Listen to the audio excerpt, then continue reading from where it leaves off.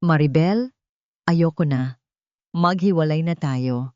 Pirmahan mo na ang mga papel na ito at umalis ka na sa pamamahay ko. Ang imega salitang yon, na kasing lamig ng yelo at kasing talim ng labaha, ang sumalubong kay Maribel pagkapasok pa lamang ni Rafael sa pinto. Hindi pa man nakakapag-alis ng sapatos ang kanyang asawa, ang hatol ay iginawad na.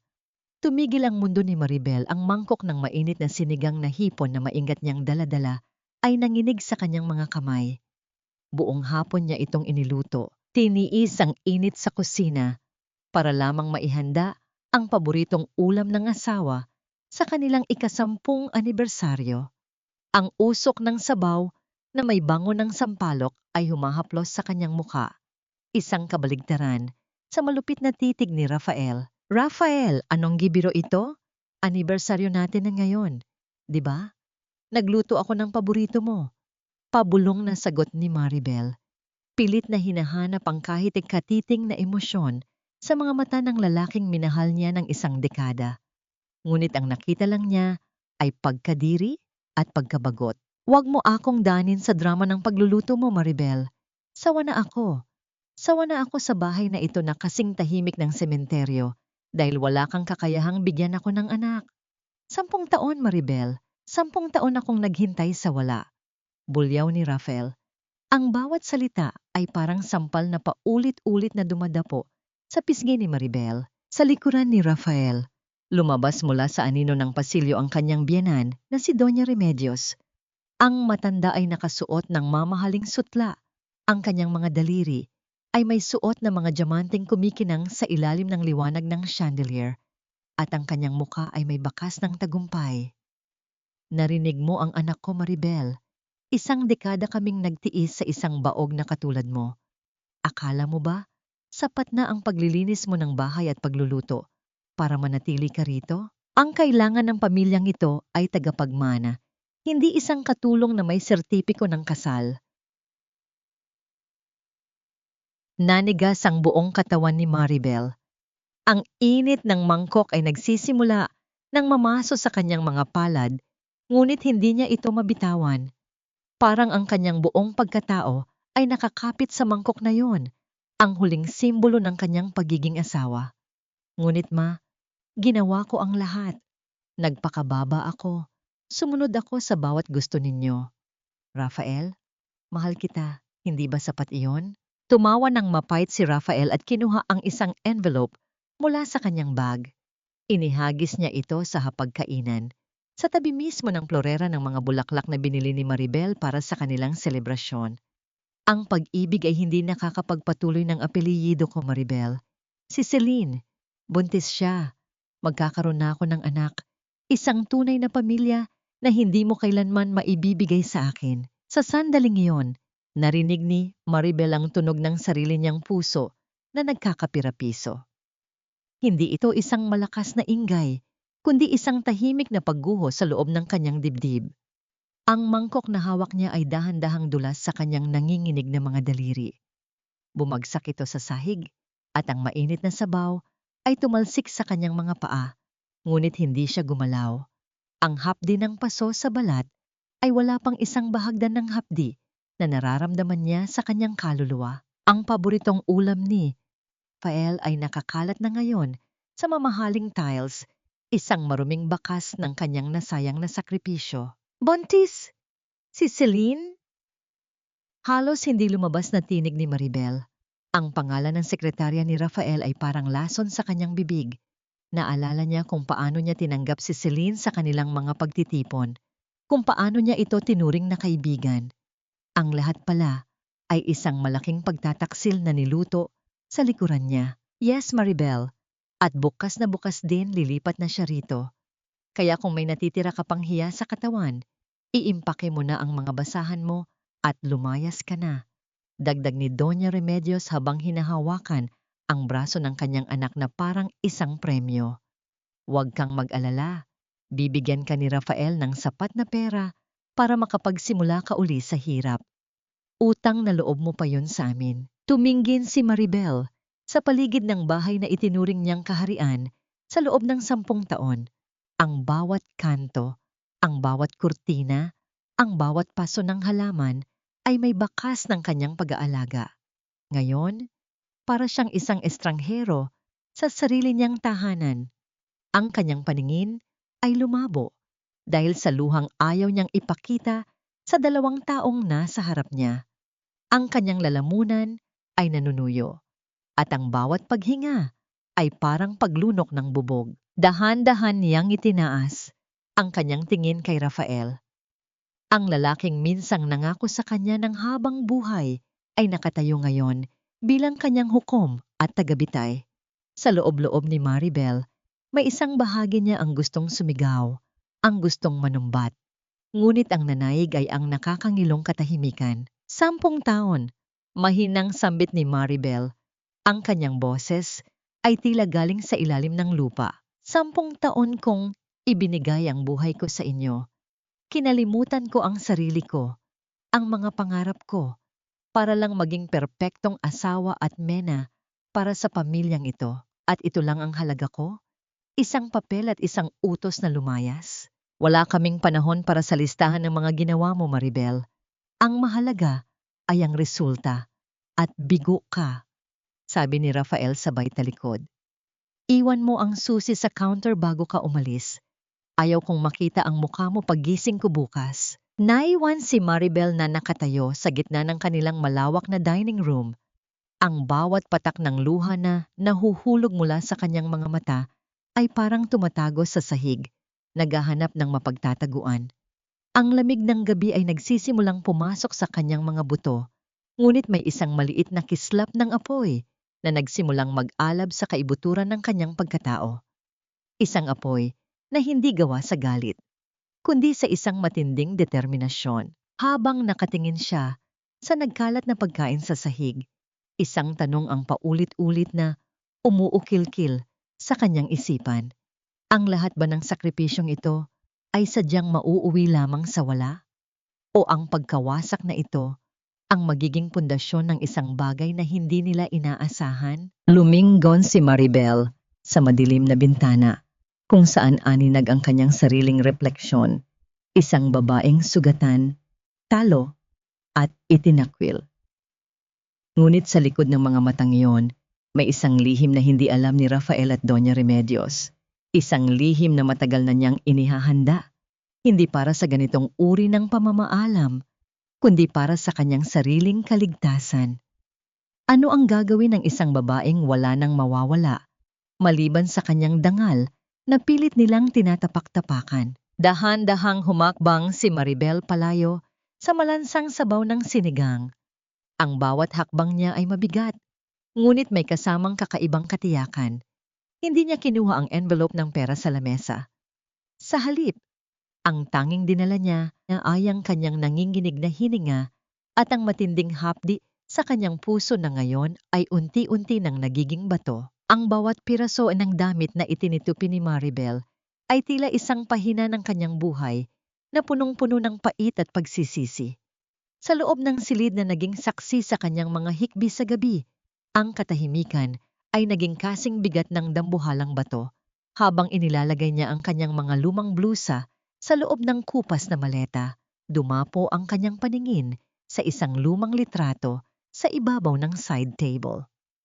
Doon, nakangiti sila ni Rafael, mga batang puno ng pangarap bago pamalason ng pera, at ng malupit na impluwensya ni Doña Remedios ang kanilang pagsasama. Sariwa pa sa kanyang gunita ang unang araw niya sa mansyong ito.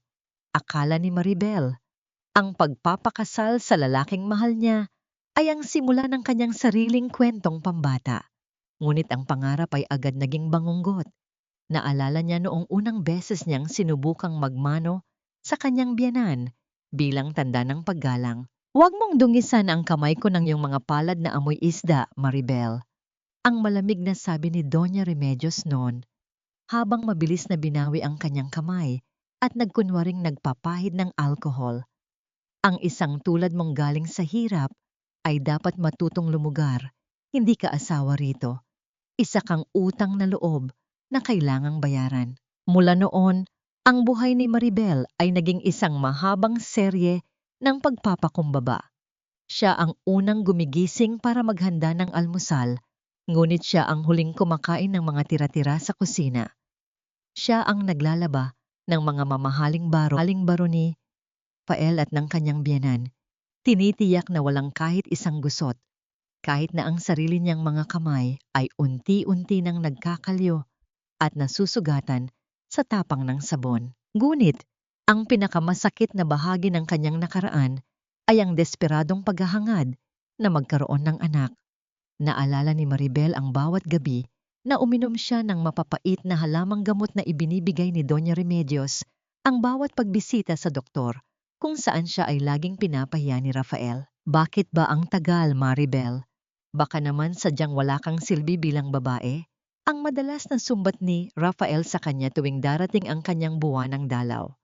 Hindi alam ni Maribel na sa tuwing iniinom niya ang mga vitamins na ibinibigay ng kanyang biyenan, unti-unti palang nilalason ng matanda ang kanyang sinapupunan. Isang gabi, aksidenteng narinig ni Maribel ang bulungan ng isang katulong at ng kanyang biyenan tungkol sa pagpapalit ng kanyang mga gamot. Ngunit pinili niyang manahimik. Naniniwala siya noon na kung magiging masunurin siyang asawa, balang araw ay makikita rin ni Rafael ang kanyang halaga. Isang malaking pagkakamali. Sa gitna ng kanyang pag-iimpake, nahawakan ni Maribel ang isang lumang polo ni Rafael. Ito ang regalong ibinigay niya rito noong unang taon nila. Binili niya ito mula sa kanyang unang sahod bilang encoder bago siya pinilit ni Rafael na maging full-time na may bahay. Ang tela ay manipis na at kupas, katulad ng pagmamahal na akala niya ay totoo. Hindi na tumulo ang luha ni Maribel. Sa halip, kinuha niya ang polo at lumabas ng silid. Bumaba siya sa hagdan at nagtungo sa dining room kung saan naroon pa rin ang nagkalat na sabaw ng sinigang sa sahig. Ang amoy ng sampalok ay tila nanunumbat sa kanyang pagiging martir. Dahan-dahan siyang lumuhod. Gamit ang lumang polo ni Rafael, sinimulan niyang punasan ang malansang kalat sa sahig. Ang bawat kuskus niya ay may kasamang puwersa. Tila binubura ang bawat alaala ng kanyang pagsisilbi sa pamilyang hindi naman siya itinuring na tao. Ang telang dati ay simbolo ng kanyang pag-ibig ay naging basahan na lamang na sumisipsip sa dumi ng kanilang huling hapunan. Ano pang ginagawa mo rito? Akala ko ba ay malinaw na ang utos namin? Ang boses ni Doña Remedios ay pumailan lang mula sa itaas ng hagdan. Nakatayo ang matanda. Tinitingnan si Maribel na parang isang maruming insekto. Hindi tumingin si Maribel. Patuloy siya sa pagpunas.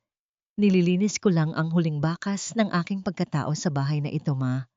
Para kapag dumating ang bago ninyong reyna, wala na siyang maamoy na kahit anong alaala ko. Tumawa ng mapakla ang matanda. Mabuti naman at alam mo ang lugar mo. Iwan mo na ang basahang yan at lumayas ka na. Nakakasuka ang presensya mo. Tumayo si Maribel. Itinapon niya ang basang polo sa basurahan sa gilid ng kusina. Walang lingon-likod na binalikan niya ang kanyang maleta sa sala. Pagdating sa pintuan, lumingon siya sa huling pagkakataon. Ang mansyon ay maliwanag, ngunit para kay Maribel, ito ang pinakamadilim na lugar sa mundo. Lumabas siya sa gate. Ang malamig na simoy ng hangin sa labas ay tila humahalik sa kanyang balat, isang pakiramdam ng kalayaan na matagal na niyang kinalimutan. Naglakad siya patungo sa kanto. Ang tunog ng gulong ng kanyang maleta sa kalsada ay gumagawa ng isang ritmo sa gitna ng katahimikan ng gabi. Kinuha niya ang kanyang cellphone mula sa bulsa. Binura niya ang wallpaper na litrato nila ni Rafael. Sa halip, binuksan niya ang kanyang banking app.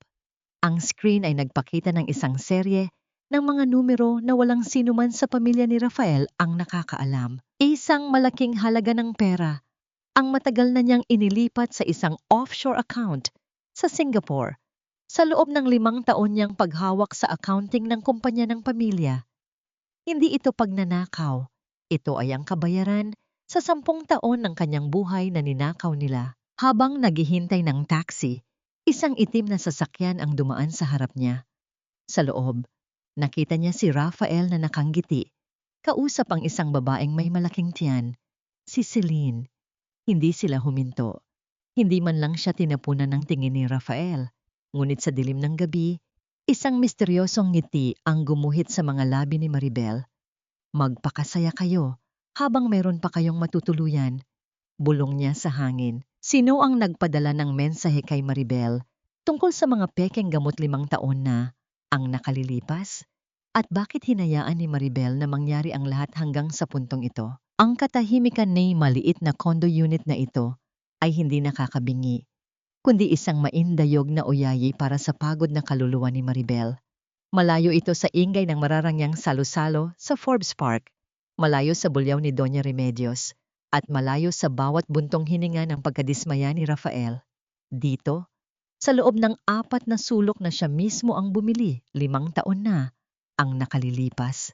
Ang bawat hininga niya ay kanya lamang. Dahan-dahang binuksan ni Maribel ang kanyang laptop. Ang liwanag ng screen ay tumama sa kanyang muka, nagpapakita ng mga linyang dulot ng puyat at pag-aalala. Ngunit may kasama ng bagong ningning sa kanyang mga mata.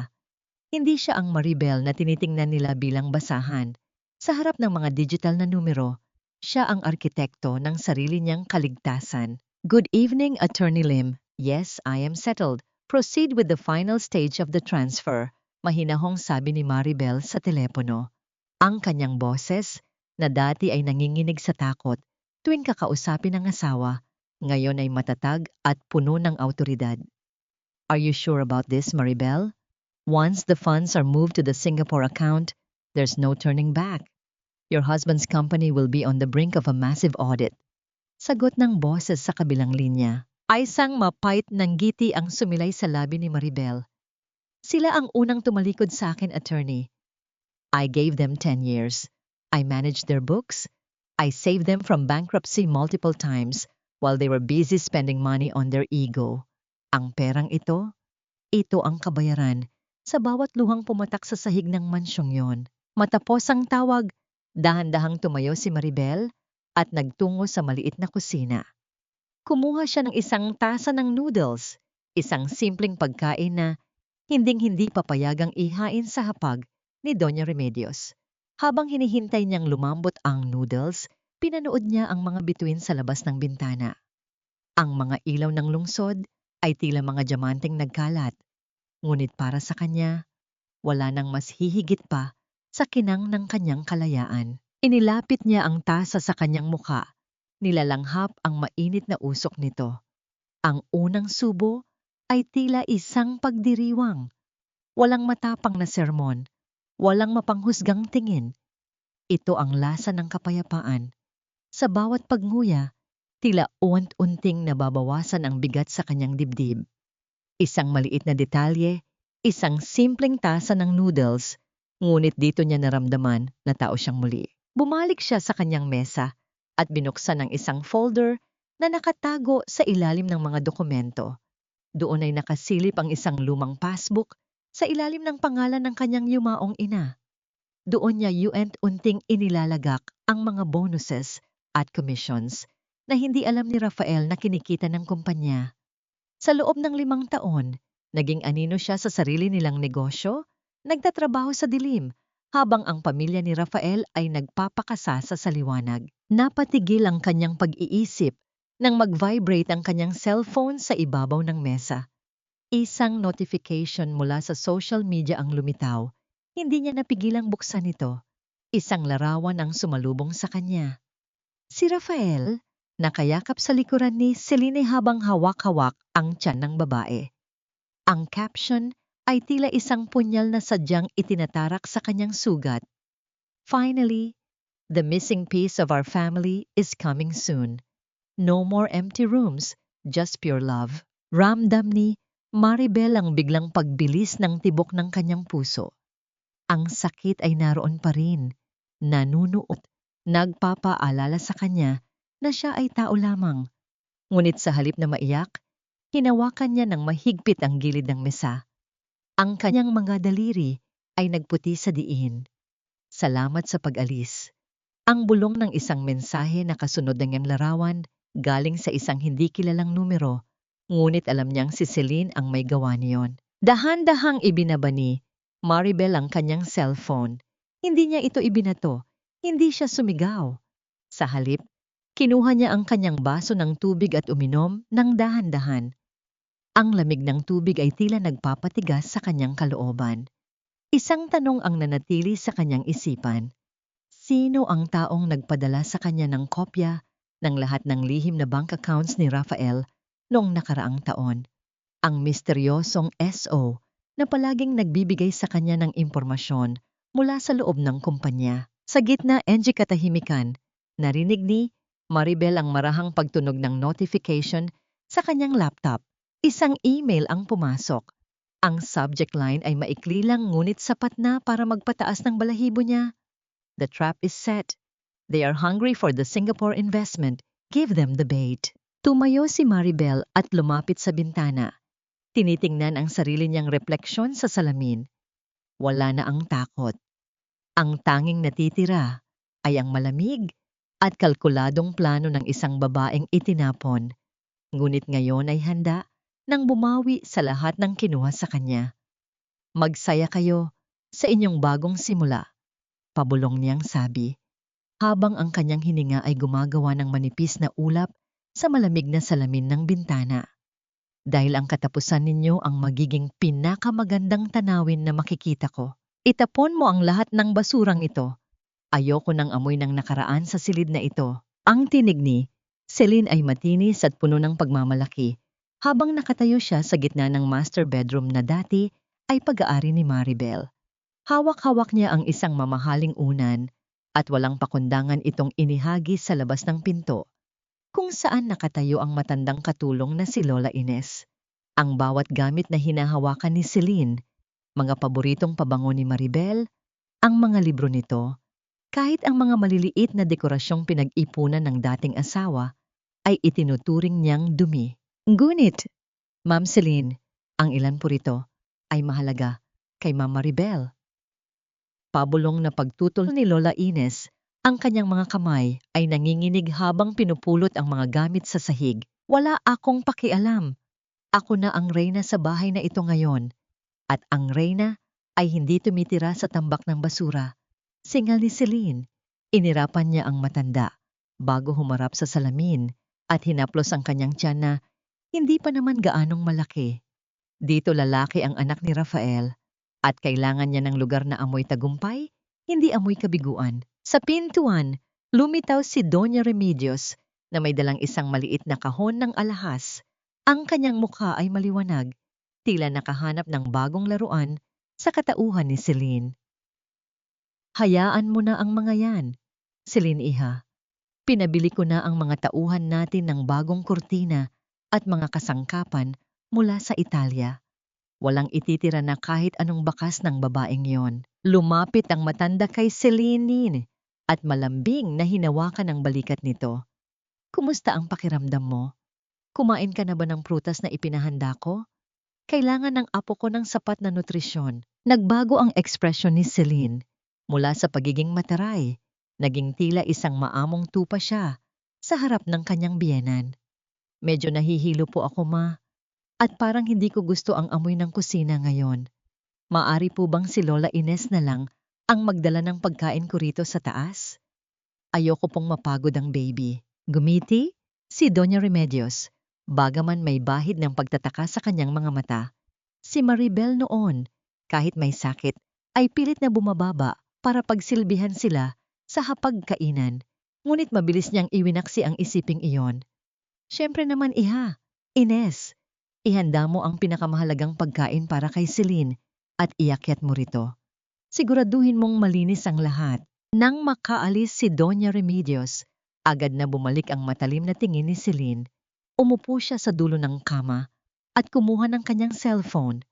Habang naghihintay ng pagkain, wala siyang ibang ginawa, kundi mag-scroll sa mga mamahaling online stores. Inilalagay sa cart ang lahat ng bagay na gusto niyang ipabili kay Rafael. Pagdating ng gabi, umuwi si Rafael na pagod mula sa opisina. Inaasahan niyang sasalubungin siya ng amoy ng masarap na hapunan at ang katahimikang nakasanayan niya kay Maribel. Ngunit ang bumungad sa kanya ay ang kalat sa sala at ang malakas na tugtog mula sa itaas. Rafael, buti at narito ka na. Ang sakit ng likod ko, pakimasahe naman ako. Bongad ni Celine pagkakita sa kanya, hindi man lang nagabala na kunin ang kanyang bag o bigyan siya ng tubig. Napabuntong hininga si Rafael. Celine, pagod ako sa trabaho. Wala bang pagkain? Gutom na ako. Nagpa-order na lang ako ng pizza, Rafael.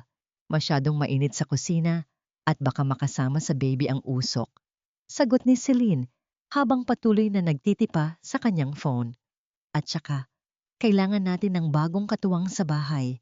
Hindi na kaya ni Lola Ines ang lahat. At ayoko namang kumilos. Tumingin si Rafael sa paligid. Ang bahay na dati ay laging maayos at mabango. Sa ilalim ng mga kamay ni Maribel ay tila unti nang nawawala ang ningning. May mga alikabok na sa ibabaw ng piano at ang mga halaman sa loob ay nagsisimula ng malanta. Bigla niyang naalala kung paano siya sasalubungin ni Maribel noon. May mainit na tsa, nakahandang tsinelas at isang banayad ng ngiti na tila nag-aalis ng lahat ng kanyang pagod. Rafael, nakikinig ka ba? Inis na tanong ni Celine. Sabi ko, kailangan ko ng bagong credit card. Naubos na ang limit ng ibinigay mo sa akin dahil binili ko ng gamit ang nursery. Agad? Kakabigay ko lang niya noong 1 linggo, Celine. Sagot ni Rafael, ang kanyang boses ay may bahid na ng iritasyon. Para sa anak mo ito, Rafael. Pinagdadamutan mo ba kami? Simula nang magtaas ng boses si Celine, ang kanyang mga mata ay nagsimulang magtubig. Isang sandata na alam niyang hindi matatanggihan ng lalaki. Samantala, sa madilim na sulok ng kusina, lihim na kinuha ni Lola Ines ang isang maliit na frame ng litrato mula sa tumpak ng mga gamit na itatapon na sana. Ito ang litrato ni Maribel noong kaarawan nito, kung saan siya ay tila isang anghel sa kanyang simpleng puting damit. Maingat itong pinunasan ng matanda at itinago sa loob ng kanyang damit. Mag-iingat ka, Ma Maribel, pabulong na dalangin ng matanda.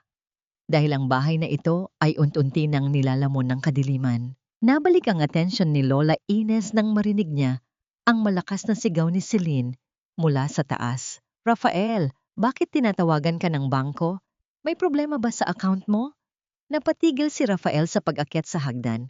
Ang kanyang muka ay namutla. Anong sabi? Sabi nila, may suspicious activities daw sa corporate account natin sa Singapore. Rafael, anong ibig sabihin nito? Ang pintig na puso ni Rafael ay tila isang tambol na nagbababala ng panganib.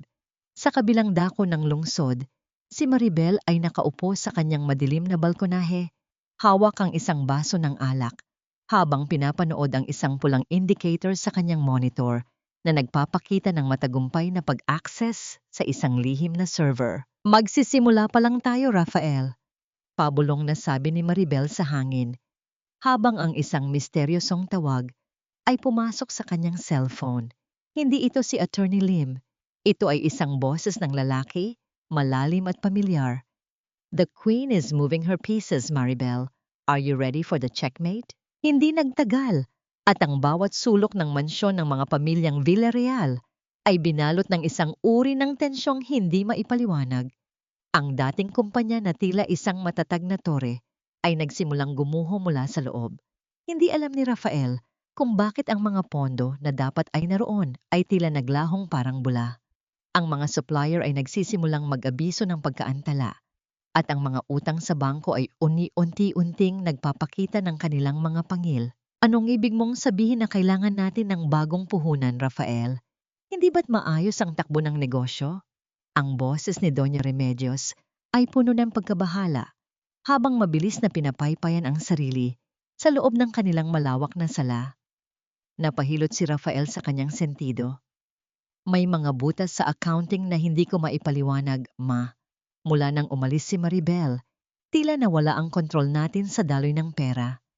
Ang mga dating accounts na siya ang humahawak ay biglang nag-freeze. Wala bang silbi ang pinalit mo sa kanya? Asik ng matanda. Si Celine ay iba ang prioridad niya, Ma. At kailangan natin ng mabilis na solusyon bago pa malaman ng Board of Directors ang tunay na kalagayan natin. Sagot ni Rafael, ang kanyang boses ay puno ng desperasyon. Eksakto sa sandaling iyon, ang cellphone ni Rafael ay nag-vibrate sa ibabaw ng lamesa. Isang email mula sa isang kilalang investment firm sa Singapore ang pumasok. Ang pangalan ng sender ay Marcus Ong, isang pangalang matagal na nilang naririnig sa mundo ng real estate. Ang alok ay simple, ngunit napakaganda.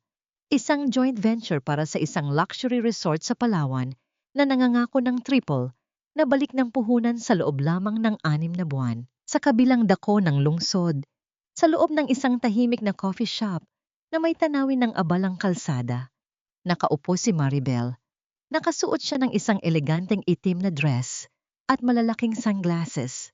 Mula sa kanyang pwesto, tanaw niya ang tapat na gusali kung saan nakikipagpulong si Rafael sa tinatawag nitong pag-asa ng pamilya. Pinanood ni Maribel ang pagpasok ni Rafael sa gusali. Nakita niya ang pagod sa mga balikat nito, ang gulugulong buhok, at ang mukhang tila tumanda ng 10 taon sa loob ng ilang linggo. Walang galit sa puso ni Maribel sa sandaling iyon, kundi isang malamig na pagmamasid. Tila isang siyentipikong pinapanood ang paggalaw ng isang eksperimento. Nariyan na siya, bulong ng boses sa earpiece ni Maribel. Ito si Marcus, ang kanyang pinagkakatiwalaang kaibigan at kasosyo. He looks desperate, Maribel. Halos hindi na niya binasa ang fine print. Hayaan mo siyang lumapit sa apoy, Marcus. Ang mga taong gutom ay madaling makakita ng pagkaing may lason. Mahinahong sagot ni Maribel. Sa loob ng opisina ni Marcus, inilapag ng lalaki ang isang makapal na kontrata sa harap ni Rafael. This is a one-time offer, Mr. Villarreal. We have other partners waiting, but since we had a history with your company's previous accountant, we thought of giving you the priority. Nang marinig ang salitang previous accountant, bahagyang napatigil si Rafael. Naalala niya ang katapatan ni Maribel, ang mga gabing puyat ito, sa pag-aayos ng mga dokumento na binaliwala niya noon.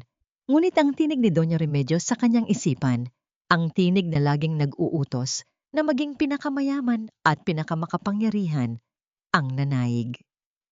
Kailangan ko lang ng pirma mo at ang initial investment na pinag-usapan natin, sabi ni Marcus habang inilalabas ang isang mamahaling ballpen. Tumawag mo na si Rafael sa kanyang ina.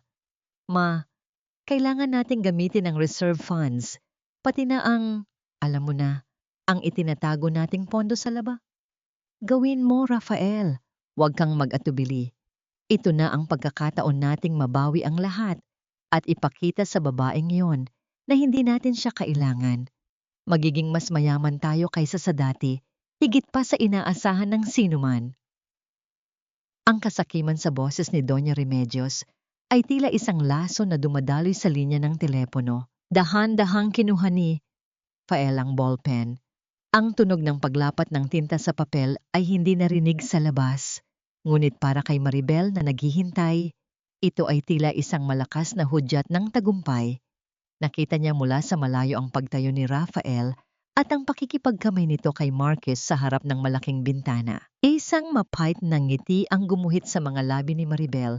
Kinuha niya ang kanyang tasa ng mainit na kape at dahan-dahang humigop. Ang init nito ay gumapang sa kanyang lalamunan, nagbibigay ng kakaibang ginhawa. Tumayo si Maribel para umalis.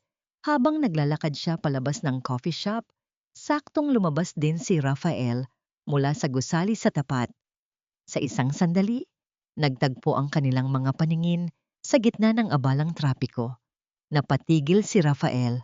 Ang kanyang mga mata ay nanlaki, tila nakakita ng isang multo mula sa nakaraan. Ang hangin ay humihip ng malakas, pinalipad ang ilang hibla ng buhok ni Maribel. Maribel? Pabulong na tawag ni Rafael, bagaman alam niyang hindi siya maririnig nito dahil sa ingay ng mga sasakyan. Ngunit hindi tumigil si Maribel. Hindi siya nagpakita ng kahit anong emosyon. Itinuwid niya ang kanyang pagkakatayo, hinarap ang direksyon ng kanyang bagong buhay, at nagpatuloy sa paglalakad nang hindi lumilingon. Ang bawat hakbang niya ay isang deklarasyon ng kalayaan. Habang sa likuran niya, ang pamilyang Villarreal ay nagsisimula na ring humakbang patungo sa isang bangin na sila mismo ang humukay. Salamat sa tiwala, Rafael, Bulong ni Maribel sa kanyang sarili, habang ang isang itim na sasakyan ay huminto sa kanyang harap upang sunduin siya. Sa mansyon, si Doña Remedios ay masayang nagbubukas ng isang bote ng mamahaling alak.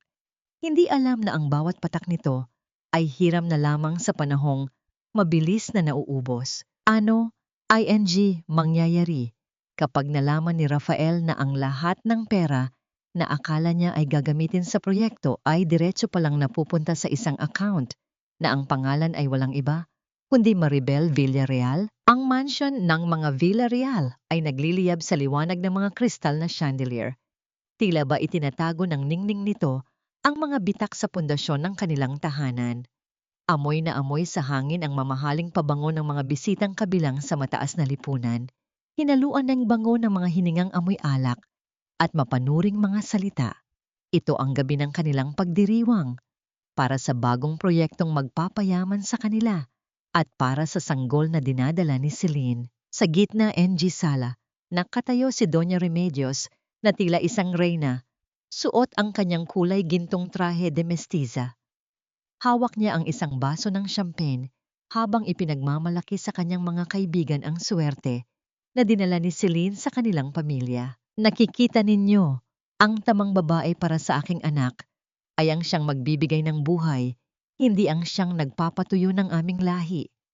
Ang nakakainsultong pahayag ng matanda na sinundan ng malalakas na halakhak ng mga taong nakapaligid sa kanya. Si Celine naman, na suot ang isang hapit na dress up ang ipakita ang kanyang tiyan, ay hindi mapuknat ang nangiti. Sabi ko nga po kay Rafael, blessing talaga ang baby na ito. Parang lahat ng swerte, biglang bumuhos mula nang mawala ang mga malas sa buhay niya. Ngunit sa kalagitnaan ng tawanan, ang malalaking pintuan ng mansyon ay bumukas. Ang bawat mata ay nabaling sa aninong pumasok. Ang katahimikan ay unti-unting gumapang sa buong silid. Tila ba isang malamig na simoy ng hangin ang pumasok at pumatay sa init ng usapan. Hindi ito ang Maribel na nakilala nila. Wala na ang babaeng laging nakatungo. Wala na ang asawang nakasuot ng maluluwag na damit na tila gustong magtago sa dilim. Ang babaeng nakatayo sa harap nila ay suot ang isang asul na terno na kasing kulay ng malalim na karagatan. Ang bawat tunog ng kanyang sapatos sa makinis na sahig ay tila isang mabilis na tibok ng puso, nag-iiwan ng eko sa gitna ng pagkagulat ng lahat. Nabitawan ni Rafael ang kanyang baso nang makita ang dating asawa. Maribel, ang tanging lumabas sa kanyang bibig. Dahan-dahang lumapit si Maribel sa gitna ng sala. Ang kanyang pagkilos ay may kasamang dangal na hindi kayang bilhin ng pera. Huminto siya sa harap ni Doña Remedios na ngayon ay namumutla sa galit at inggit. Anong gikarapatan mong magpakita rito, Maribel? Hindi ka nakabilang sa pamilyang ito. Ang sigaw ng matanda, bagaman ang kanyang boses ay nanginginig. Pumunta ka ba rito para mamalimos o para ipakita ang iyong kahirapan? Isang banayad na ngiti ang sumilay sa mga labi ni Maribel. Hindi siya sumagot ng pagalit. Sa halip, lumapit pa siya ng isang hakbang at tiningnan ng diretso sa mata ang kanyang dating biyenan. Nakita ni Maribel ang suot na kwintas ni Doña Remedios, ang kwintas na matagal na niyang alam na peke na pala dahil sa palihim na pagbebenta ni Celine sa mga tunay na alahas ng pamilya. Napunta lang ako rito para magbigay ng pagbati. Ang mahinahong sabi ni Maribel. Ang kanyang boses ay malinaw at tumatagos sa pandinig ng lahat. Nabalitaan ko ang tungkol sa bago ninyong investment. At syempre, ang tungkol sa sanggol. Lumingon si Maribel kay Celine na ngayon ay tila nanliliit sa kanyang pwesto sa kabila ng kanyang matapang na ayos. Lumapit si Maribel at inayos ang isang hibla ng buhok ni Celine. Isang kilos na tila pagpapakita ng pagkalinga, ngunit may dalang kakaibang kaba. Mag-ingat ka sa iyong bawat hakbang, Celine, bulong ni Maribel sa dalaga, sapat na para marinig ng mga nasa malapit. Dahil ang mga bagay na itinatayo sa kasinungalingan ay madaling gumuho sa isang maling ihip ng hangin. Bumalik ang tingin ni Maribel kay Doña Remedios. Dahan-dahan niyang inayos ang pagkakalaylay ng kwintas sa leeg ng matanda. Enjoy while it lasts, Doña Remedios. Ang ningning ay panandalian lamang lalo na kung ang diamante ay gawa lamang sa kristal na madaling mabasag. Napatulala ang matanda. Hindi siya makakilos. Tila ba ang mga daliri ni Maribel ay may dalang kuryenteng nagpatigil sa kanyang dugo. Bago pa man makapagsalita si Rafael, tumalikod na si Maribel. Ang kanyang pag-alis ay kasing bilis ng kanyang pagdating, ngunit ang bakas na iniwan niya ay tila isang malalim na sugat sa pagtitipon. Ano ang ibig niyang sabihin, Rafael? Bakit siya narito? Ang histerikong tanong ni Celine nang makabawi ang kanyang tinig. Ngunit, hindi na nasagot ni Rafael ang tanong. Isang lalaking naka-Amerikana ang pumasok sa mansyon nang walang paalam. Ang kanyang mukha ay puno ng pawis at ang kanyang mga kamay ay nanginginig habang hawak ang isang itim na folder. Siya ang manager ng bangko na humahawak sa mga pangunahing account ng mga Villarreal. Mr. Villarreal, kailangan nating mag-usap sa loob. Ang pabulong ngunit desperadong sabi ng manager, may malaking problema sa remittance mula sa Singapore. Ang account na pinadalhan ninyo, hindi na mahanap sa system. Sa labas ng mansyon, sa loob ng kanyang madilim na sasakyan, pinanood ni Maribel ang kaguluhan sa loob mula sa malayo. Ang liwanag ng mansyon ay nagsisimula nang kumislap-kislap sa kanyang paningin, tila isang bituin na malapit ng mamatay. Hindi ko ito ginawa para sa pera, Rafael. Bulong ni Maribel habang hinahawakan ang kanyang dibdib kung saan naroon pa rin ang kirot ng 10 taong pananakit. Ginawa ko ito para maramdaman ninyo ang lamig ng gabing wala kayong masisilungan. Isang tawag ang pumasok sa kanyang telepono. The transfer is complete, Maribel. They are officially penniless, ang sabi ni Marcus. Ngunit bakit may isang itim na ban na nakaparada sa labas ng mansyon na tila kanina pa nagmamasid sa bawat kilos ni Maribel? At sino ang lalaking nakatayo sa anino ng hardin na may hawak na litrato ni Maribel na may markang X? Ang katahimikan sa loob ng mansyon matapos ang marangyang salo-salo ay hindi nagbibigay ng kapayapaan, kundi isang mabigat na banta ng paparating na unos. Ang amoy ng natitirang alak at lantang mga bulaklak ay humahalo sa amoy ng pawis at takot. Sa loob ng library, ang mga ilaw ay tila nagiging maputla habang nakaharap si Rafael sa manager ng bangko na si Mr. Tan. Ang bawat salitang lumalabas sa bibig ng lalaki ay tila isang hatol ng kamatayan para sa kanilang kabuhayan. I'm sorry, Mr. Villarreal, pero ang account sa Singapore ay hindi lang basta naka-freeze. It's non-existent. Ang lahat ng perang inilipat ninyo ay dumaan sa isang shell company na naglaho na ngayon sa system. Paliwanag ni Mr. Tan habang pinupunasan ang kanyang noo. Wala kaming makitang record ng investment. It's like you handed over your money to a ghost. Napaupo si Rafael sa kanyang swivel chair. Ang kanyang mga kamay ay nanginginig habang hinahawakan ang kanyang ulo. Hindi maaari. Marcus Ong. We checked his credentials. Everything was legitimate. My mother and I, we put everything there. Pati ang reserves ng kumpanya. Sa labas ng pinto, nakikinig si Doña Remedios. Ang kanyang muka ay kasing puti ng papel.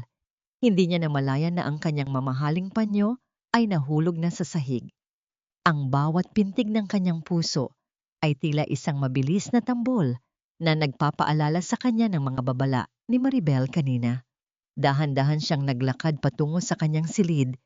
Ang kanyang mga hakbang ay tila walang buhay. Hindi ito pwedeng mangyari, pabulong na sabi ng matanda.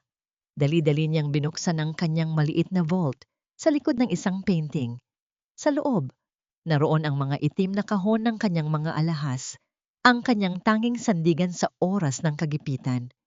Kinuha niya ang kwintas na diamante na madalas niyang ipagmalaki, ngunit sa ilalim ng liwanag ng lampara, napansin niya ang isang bagay na hindi niya nakita noon. Ang kinang nito ay hindi malalim. Ang dulo ng mga bato ay may bahid ng gasgas na hindi dapat naroon sa isang tunay na diamante. Kinuha niya ang isang magnifier at doon niya nakita ang katotohanan. Ang mga diamante ay napalitan na ng cubic zirconia. Ang gintong bahagi ay isa na lamang pinturang iunti-unting nababakbak. Celine, Ang sigaw ni Doña Remedios ay yumanig sa buong mansyon. Mabilis na tumakbo si Rafael patungo sa silid ng kanyang ina at doon niya inabutan ng matanda na hawak ang pekeng kwintas habang nakaharap kay Celine, nakakalabas lang mula sa banyo. Ang dalaga ay tila nagulat, ngunit sa likod ng kanyang mga mata ay naroon ang isang uri ng pagtatanggol na tila isang hayop na nasok sa sulok. Anong nangyari sa mga alahas ko, Celine? Ikaw lang ang may hawak ng duplicate na susi ng vault ko habang wala ako. Ang histerikong bulyaw ng matanda. Ibinenta mo ba ang mga ito? Sumagot ka. Ma, anong pinagsasabi niyo? Bakit ko gagawin iyon? Baka naman si Maribel ang nagnakaw niyan bago siya umalis. Ang depensa ni Celine, bagaman ang kanyang boses ay may halong panginginig.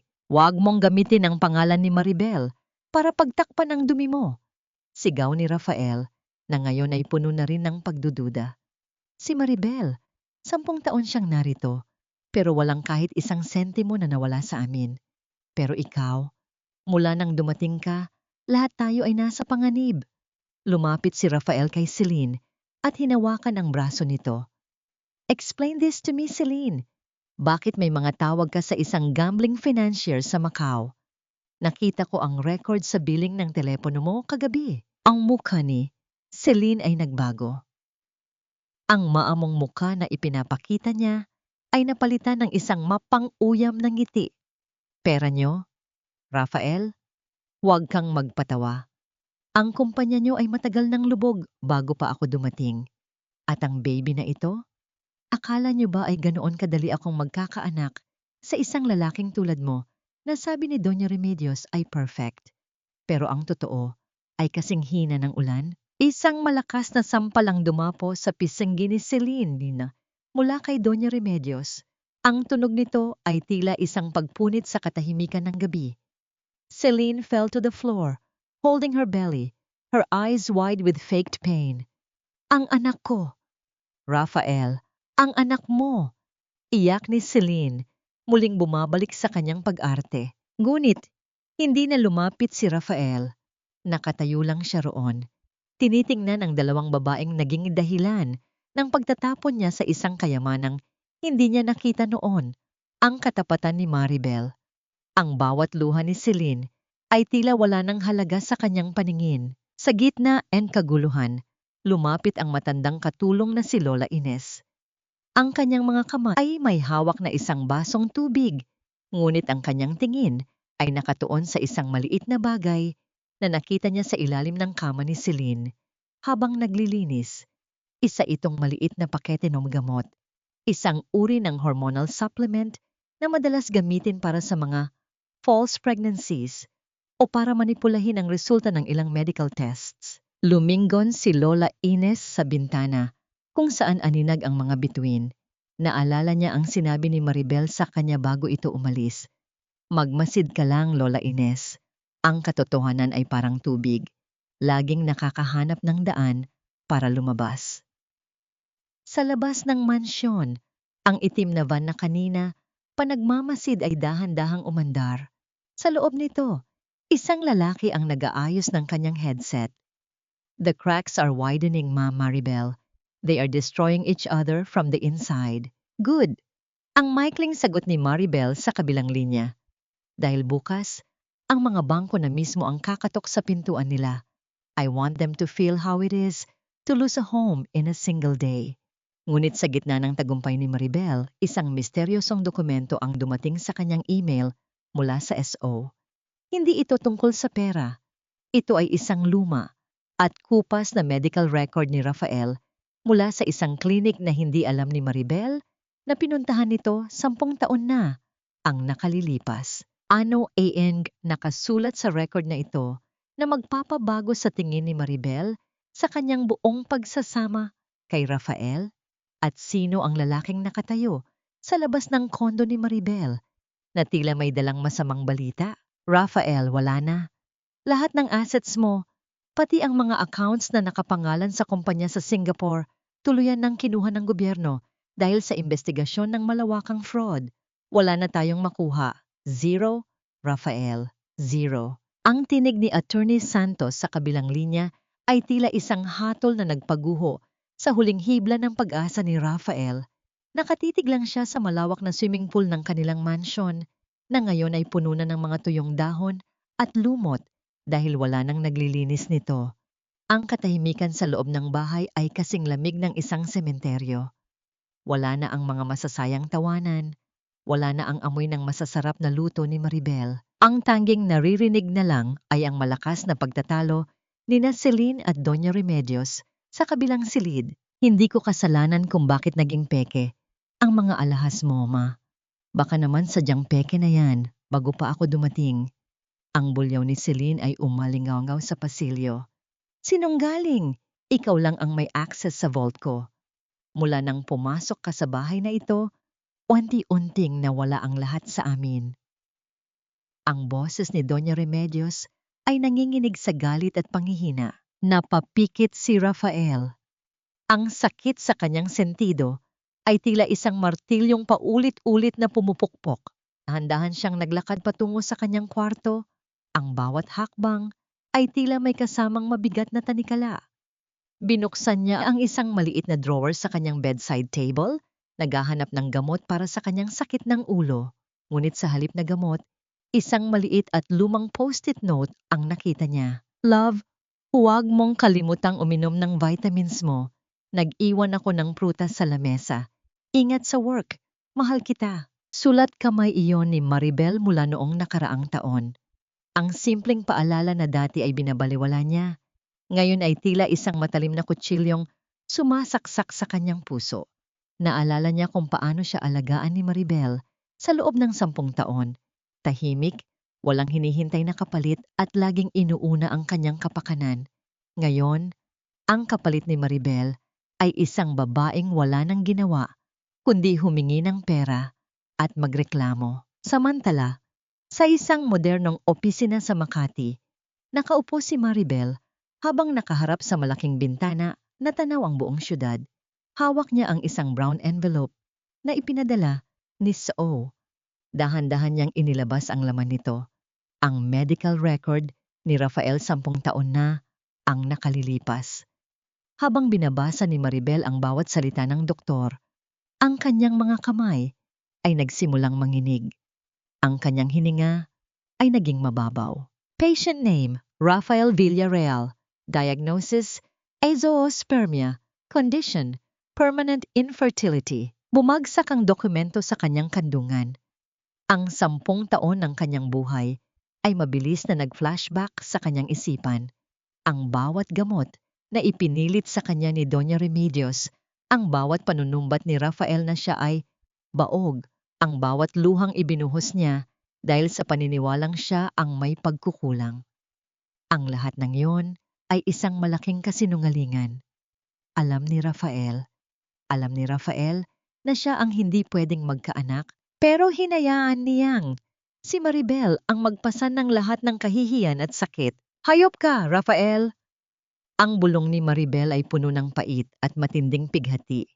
Hindi siya umiyak para sa nawalang pag-ibig, kundi para sa 10 taon na ninakaw sa kanya sa ilalim ng isang mapanlinlang na sumpa.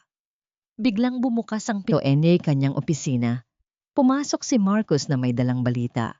Maribel, ang mga bangko ay papunta na sa mansyon ni na Rafael. Sinimulan na ang foreclosure proceedings. Sa loob ng 48 oras, kailangan na nilang lisanin ang bahay. Tumingin si Maribel kay Marcos. Ang kanyang mga mata ay naging kasing lamig ng bakal. Good, pero hindi pa sapat iyon. I want to face him. Gusto kong makita ang mukha niya kapag ibinigay ko sa kanya ang dokumentong ito. At paano si Celine? Tanong ni Marcos. Celine is a professional scammer, Marcos. Alam ko na ang totoo tungkol sa kanyang pagbubuntis. Isang pekeng belly pad at mga manipulated lab results lang ang lahat. Ginamit niya ang desperasyon ni Rafael para makapasok sa pamilya. Sagot ni Maribel habang dahan-dahang tumatayo. Hahayaan ko siyang ilaglag ang sarili niya sa harap nila. Kinabukasan, ang mansyon ng mga Villarreal ay tila isang lunday na malapit ng lumubog. Ang mga tauhan ng bangko ay nagsimula ng maglagay ng mga stickers sa mga kagamitan. Sa gitna ng kaguluhan, isang puting sasakyan ang huminto sa harap ng gate. Bumaba si Maribel. Hawak ang brown envelope. Nakita niya si Rafael na nakaupo sa may pintuan, mukhang talunan at walang buhay. Sa tabi nito ay si Doña Remedios na yakap-yakap ang kanyang mga pekeng bag, habang si Celine ay abalang nag-e-empake ng mga gamit na pilit niyang isinisilid sa kanyang maleta. Maribel, ang tawag ni Rafael ay tila isang hiling para sa kaligtasan. Ngunit bago pa man makalapit si Rafael, lumapit si Maribel kay Celine. Sa harap ng lahat, biglang hinila ni Maribel ang suot na maluwag na damit ni Celine at doon ay nahulog ang isang foam na nakakabit sa bewang nito. Ang tiyan ni Celine, na akala nila ay may dalang tagapagmana, ay biglang nawala. Nabalot ng nakakangilong katahimikan ng buong paligid. Anong ibig sabihin nito? Ang tanong ni Doña Remedios ay halos pabulong. Ang ibig sabihin niyan, "Ma, ay pare-pareho kayong manlilinlang sa bahay na ito." Ang malamig na sagot ni Maribel. Lumingon siya kay Rafael at inihagis sa harap nito ang medical record. At ikaw, Rafael, basahin mo ito. Basahin mo ang katotohanang itinago mo sa akin sa loob ng 10 taon habang tinatawag mo akong baog. Habang binabasa ni Rafael ang dokumento, ang kanyang mukha ay naging kasing puti ng papel. Ang kanyang mga labi ay nanginginig, ngunit walang salitang lumalabas. 10 taon akong nagtiis, Rafael. 10 taon ninyong tinapaktapakan ang pagkatao ko para lang sa inyong ego. Sabi ni Maribel, ang bawat salita ay parang isang hampas ng latigo. Ngayon, wala na kayong bahay, wala kayong pera, at wala kayong tagapagmana. Bagay lang kayo sa isa't isa. Isang tawag ang dumating sa cellphone ni Rafael. Ito ay mula sa pulisya. Mr. Villarreal, may report kami ng illegal financial transactions at tax evasion laban sa inyo. Maari ba kaming tumuloy? Lumingon si Rafael kay Maribel. Ang kanyang mga mata ay puno ng pagsisisi. Ngunit huli na ang lahat. Habang ang mga pulis ay papasok sa gate, isang misteryosong lalaki ang lumabas mula sa anino ng kalsada, nakatitig ng diretso kay Maribel. Hindi ito si Marcus. Ang lalaking ito ay may dalang isang itim na rosas at isang card na may nakasulat. The game is just beginning, Maribel. You're not the only one seeking justice. Sino ang lalaking ito? At ano ang koneksyon niya sa nakaraan ni Maribel na hindi pa niya alam? Akala niyo ba papatulan kita kung hindi dahil sa pera mo? You're a loser, Rafael. Isang lalaking walang kwenta na kahit sariling asawa ay hindi kayang panindigan. Ang boses ni Celine ay wala na ni katiting na lambing.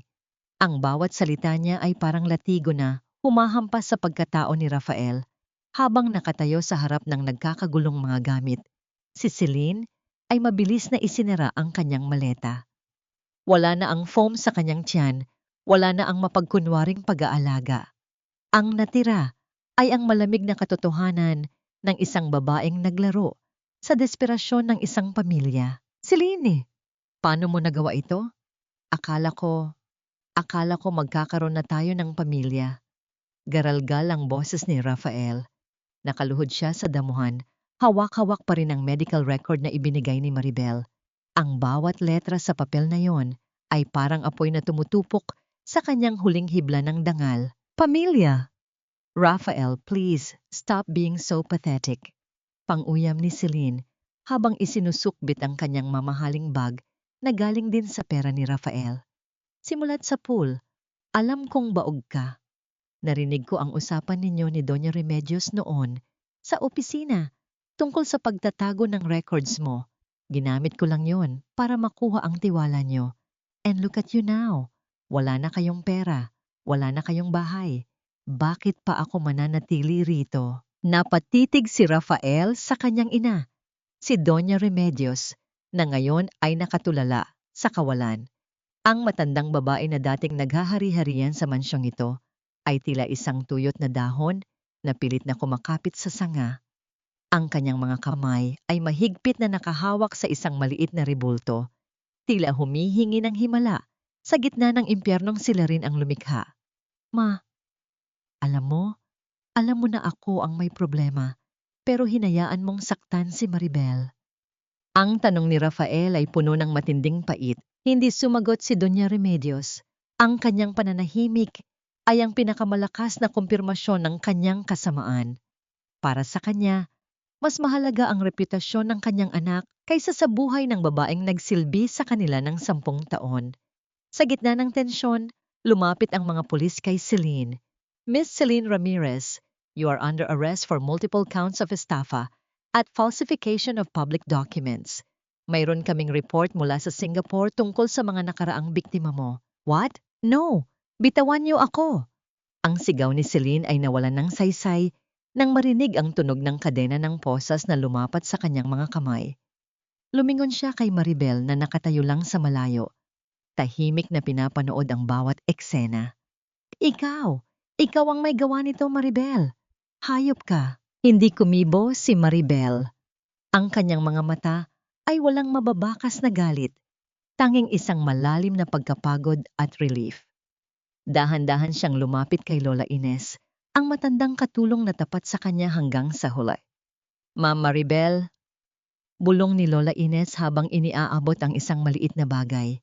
Ito ang litratong isinalba ng matanda mula sa basurahan. Ito po, ang tanging bagay na hindi nila nadumihan sa bahay na ito. Kinuha ni Maribel ang litrato. Tumingin siya sa sarili niyang muka. Isang bersyon niya na puno ng pag-asa, ngunit puno rin ng bulag na katapatan. Dahan-dahan niyang itinago ang litrato sa kanyang bag. Salamat, Lola Ines. Sumama ka na sa akin. May lugar para sa'yo sa bago kong buhay. Ang malumanay na sabi ni Maribel habang isinasakay si Celine sa sasakyan ng pulis. At habang ang mga tauhan ng bangko ay nagsisimulang magkabit ng malaking karatulang foreclosed sa gate ng mansyon, lumapit si Rafael kay Maribel. Ang kanyang mukha ay basang-basa ng luha. Ang kanyang mga balikat ay nakalaylay sa bigat ng pagsisisi. Maribel, patawarin mo ako. Patawarin mo ako sa lahat ng ginawa ko sa iyo. Pagmamakaawa ni Rafael. Sinubukan niyang hawakan ang kamay ni Maribel, ngunit mabilis na umiwas ang babae. Ang tawad ay ibinibigay sa mga taong nagkamali, Rafael. Pero ang ginawa niyo sa akin, iyon ay pinagplanuhan. Pinili ninyong saktan ako araw-araw sa loob ng 10 taon. Ang boses ni Maribel ay kasing lamig ng semento sa ilalim ng kanilang mga paa.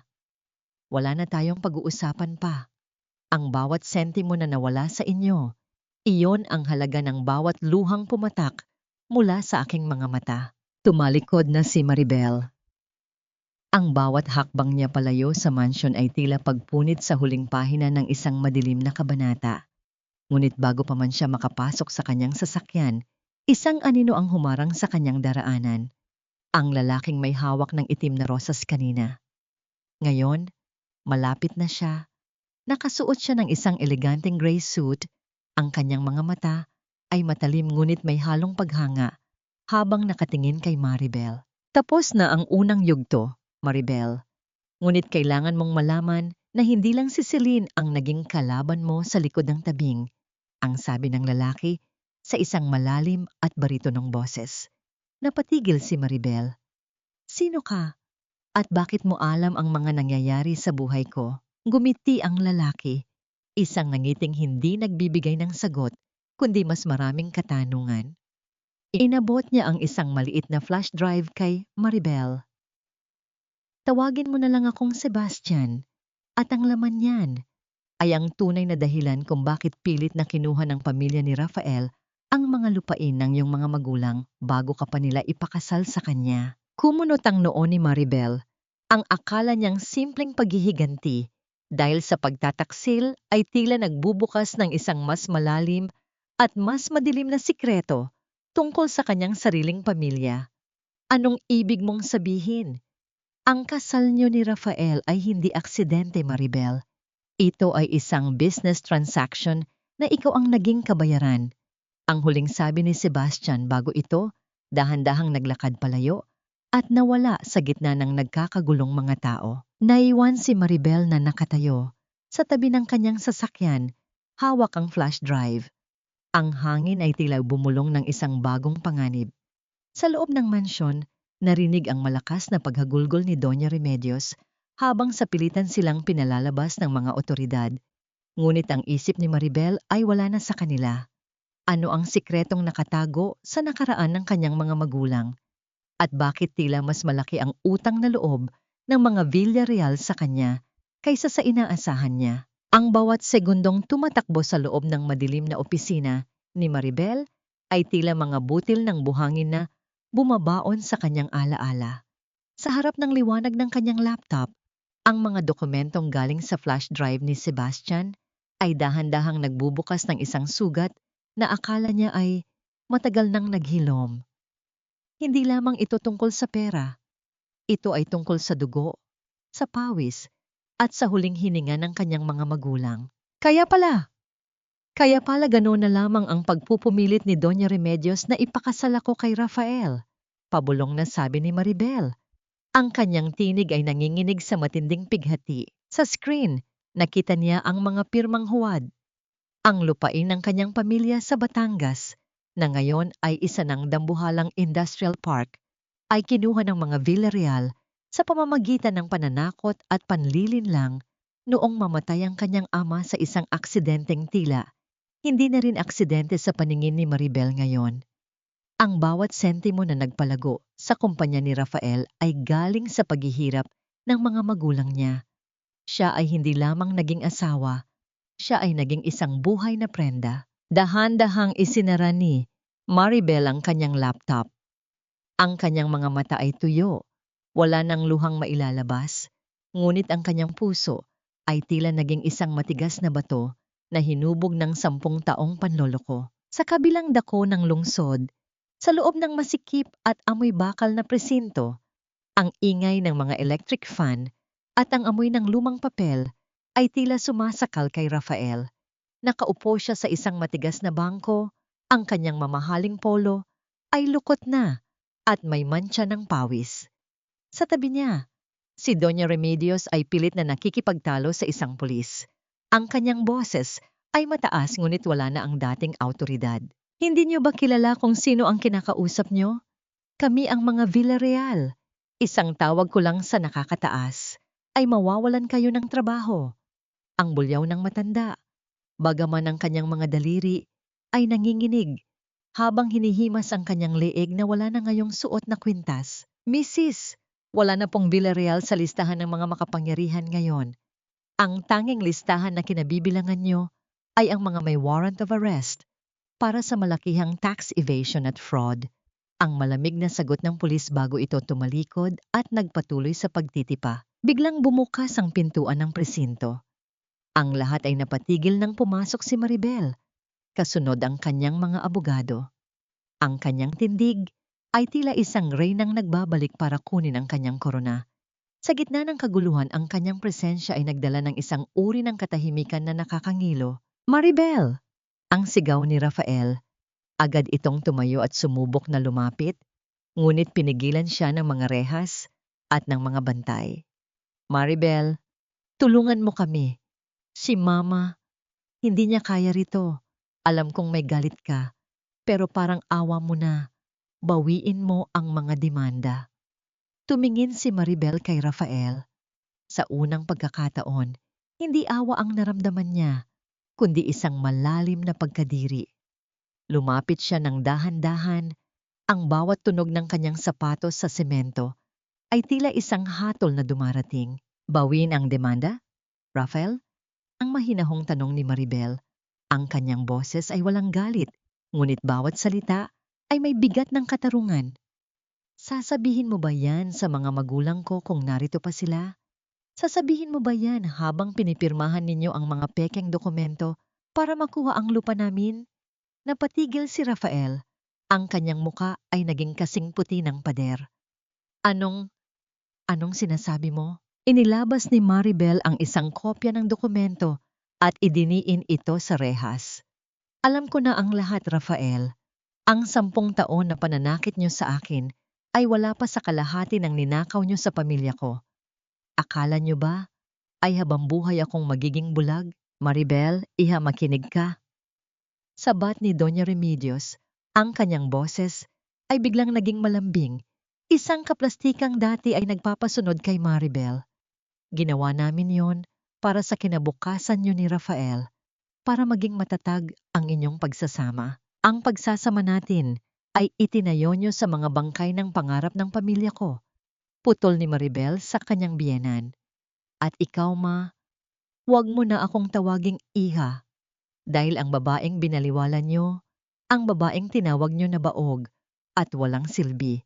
Siya na ngayon ang humahawak sa huling hibla ng inyong hininga. Lumingon si Maribel sa kanyang abogado.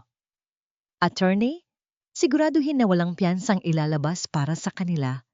I want the full force of the law to hit them. Every single centavo they stole from my parents, I want it back with interest. Maribel, huwag. Pagsisihan ko na. Mahal kita, Maribel. Ang pahabol na sigaw ni Rafael habang dahan-dahang hinihila ng mga pulis patungo sa loob ng kulungan. Ang kanyang mga luha ay pumatak sa semento.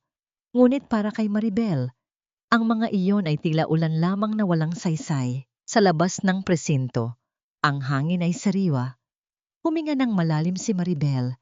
Tila inilalabas ang lahat ng lason na nanatili sa kanyang baga sa loob ng isang dekada.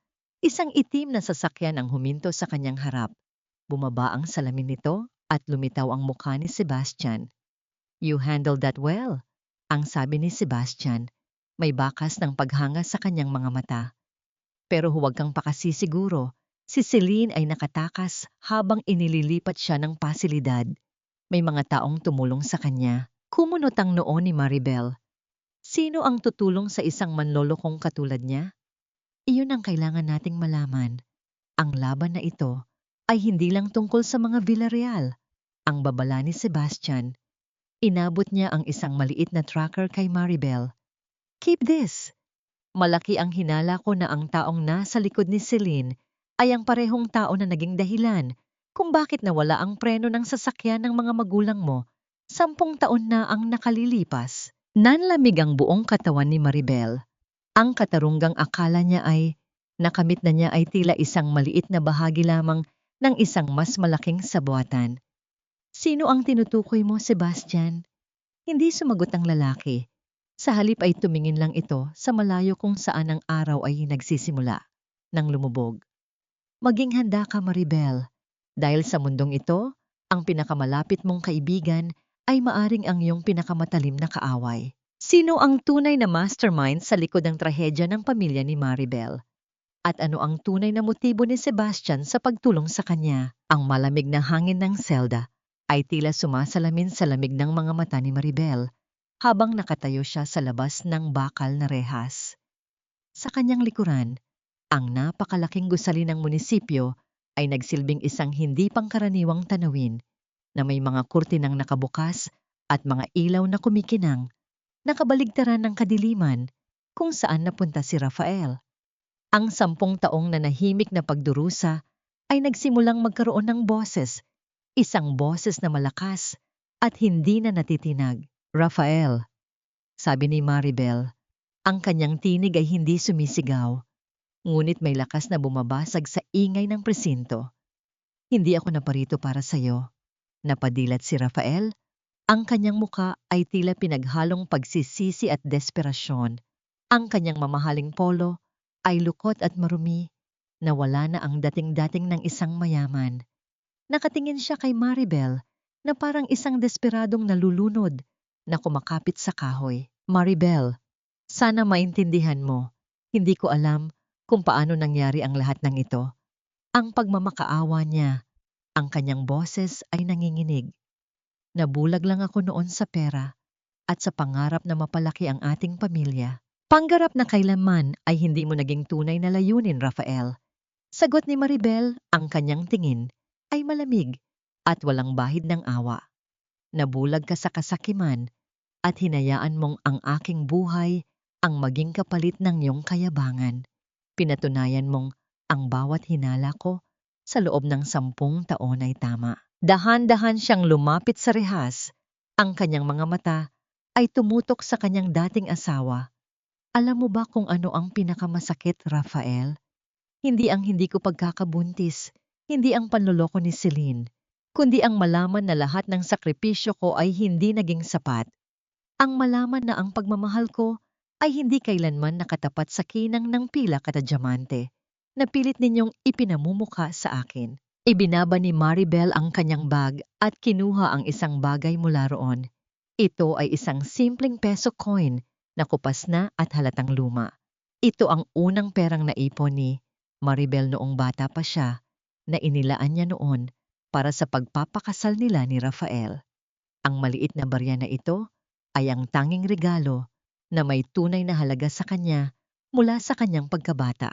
Ito ang regalo ko sa iyo, Rafael, sabi ni Maribel habang maingat na ipinapasok ang barya sa pagitan ng mga rehas.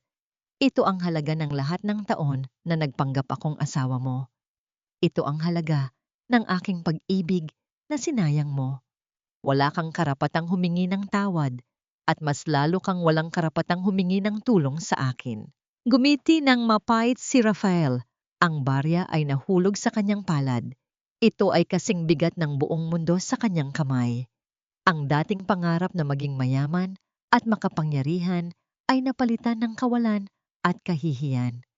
Maribel, kung may paraan para makabawi ako, sambit ni Rafael, ang kanyang tinig ay halos hindi marinig. Ang tanging paraan para makabawi ka ay ang pagbabayad ng iyong kasalanan. Malamig na sagot ni Maribel. At iyan ang bahala ang batas. Samantalang ako ay aalis na. Patungo sa isang lugar kung saan ang aking pagkatao ay hindi kailangang patunayan sa pamamagitan ng pagiging ina, kundi sa pamamagitan ng pagiging sarili ko. Tumalikod na si Maribel, ngunit bago pa man siya makalayo, isang tinig ang huminto sa kanya. Ito si Sebastian, nakatayo sa labas ng presinto. Ang kanyang muka ay seryoso, ngunit may bakas ng pag-aalala. Maribel, mayroon pa tayong kailangang harapin, sabi ni Sebastian. Ang pagtakas ni Celine ay hindi ordinaryong pagtakas. May malalakas na tao sa likod niya, at hindi lang kayo ang kanilang target. Ano ang ibig mong sabihin? Tanong ni Maribel. Ang kanyang pagod na mga mata ay biglang nagpakita ng bagong kislap ng determinasyon. Ang iyong mga magulang, Maribel. Ang pagkamatay ng iyong ama. Ang sakit na dinanas ng iyong ina. Hindi iyon aksidente. May kinalaman dyan ang taong nasa likod ni Celine. Isang tao na gusto mong makilala para mabigyan ng tunay na katarungan ang pamilya mo. Sino siya? Nag-aalalang tanong ni Maribel. Gumiti ng mapait si Sebastian.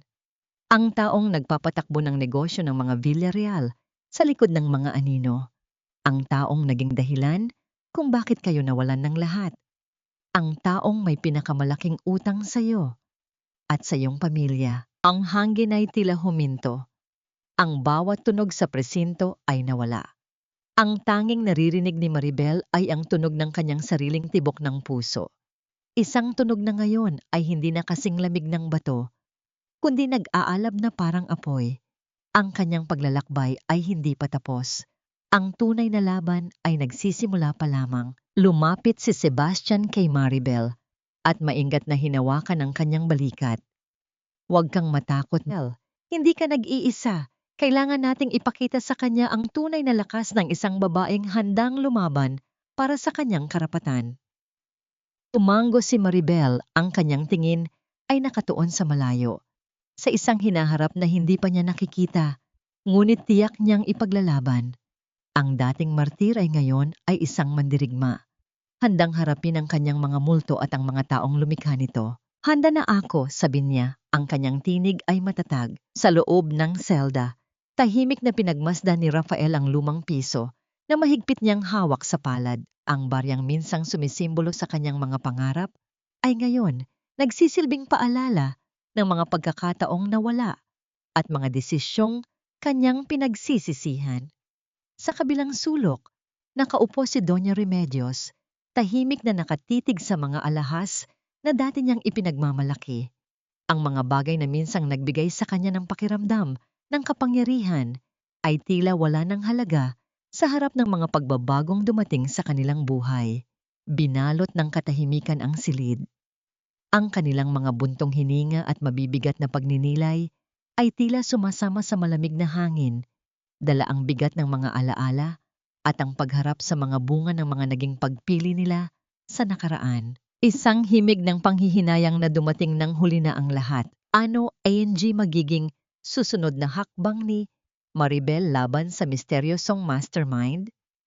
At paano niya haharapin ang kanyang nakaraan na tila mas masalimuot pa kaysa sa kanyang inaakala? Ang sikat ng araw sa labas ng mansyon ng mga Villarreal ay tila hindi na kasing ningning ng dati.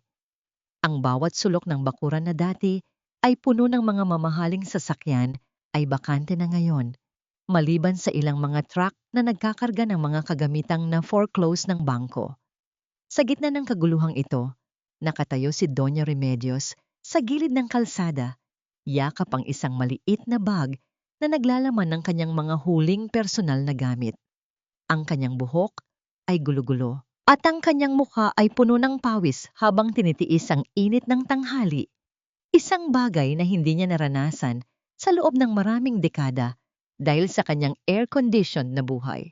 Hindi niyo pwedeng gawin ito. Tatawag ako sa abogado ko. Papatalsikin ko kayong lahat.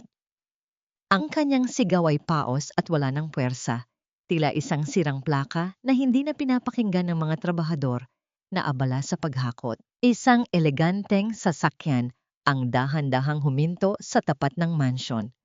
Bumaba ang salamin nito at lumitaw ang mukha ni Maribel. Nakasuot siya ng malalaking sunglasses, ngunit kahit natatakpan ng kanyang mga mata, bakas sa kanyang mukha ang isang uri ng katahimikang nagmumula sa tagumpay. Dahan-dahang bumaba si Maribel mula sa sasakyan. Ang tunog ng kanyang mga takong sa semento ay tila isang mabagal na martsa ng katarungan. Lumapit siya kay Doña Remedios, na ngayon ay tila isang batang nawawala at hindi malaman kung saan pupunta.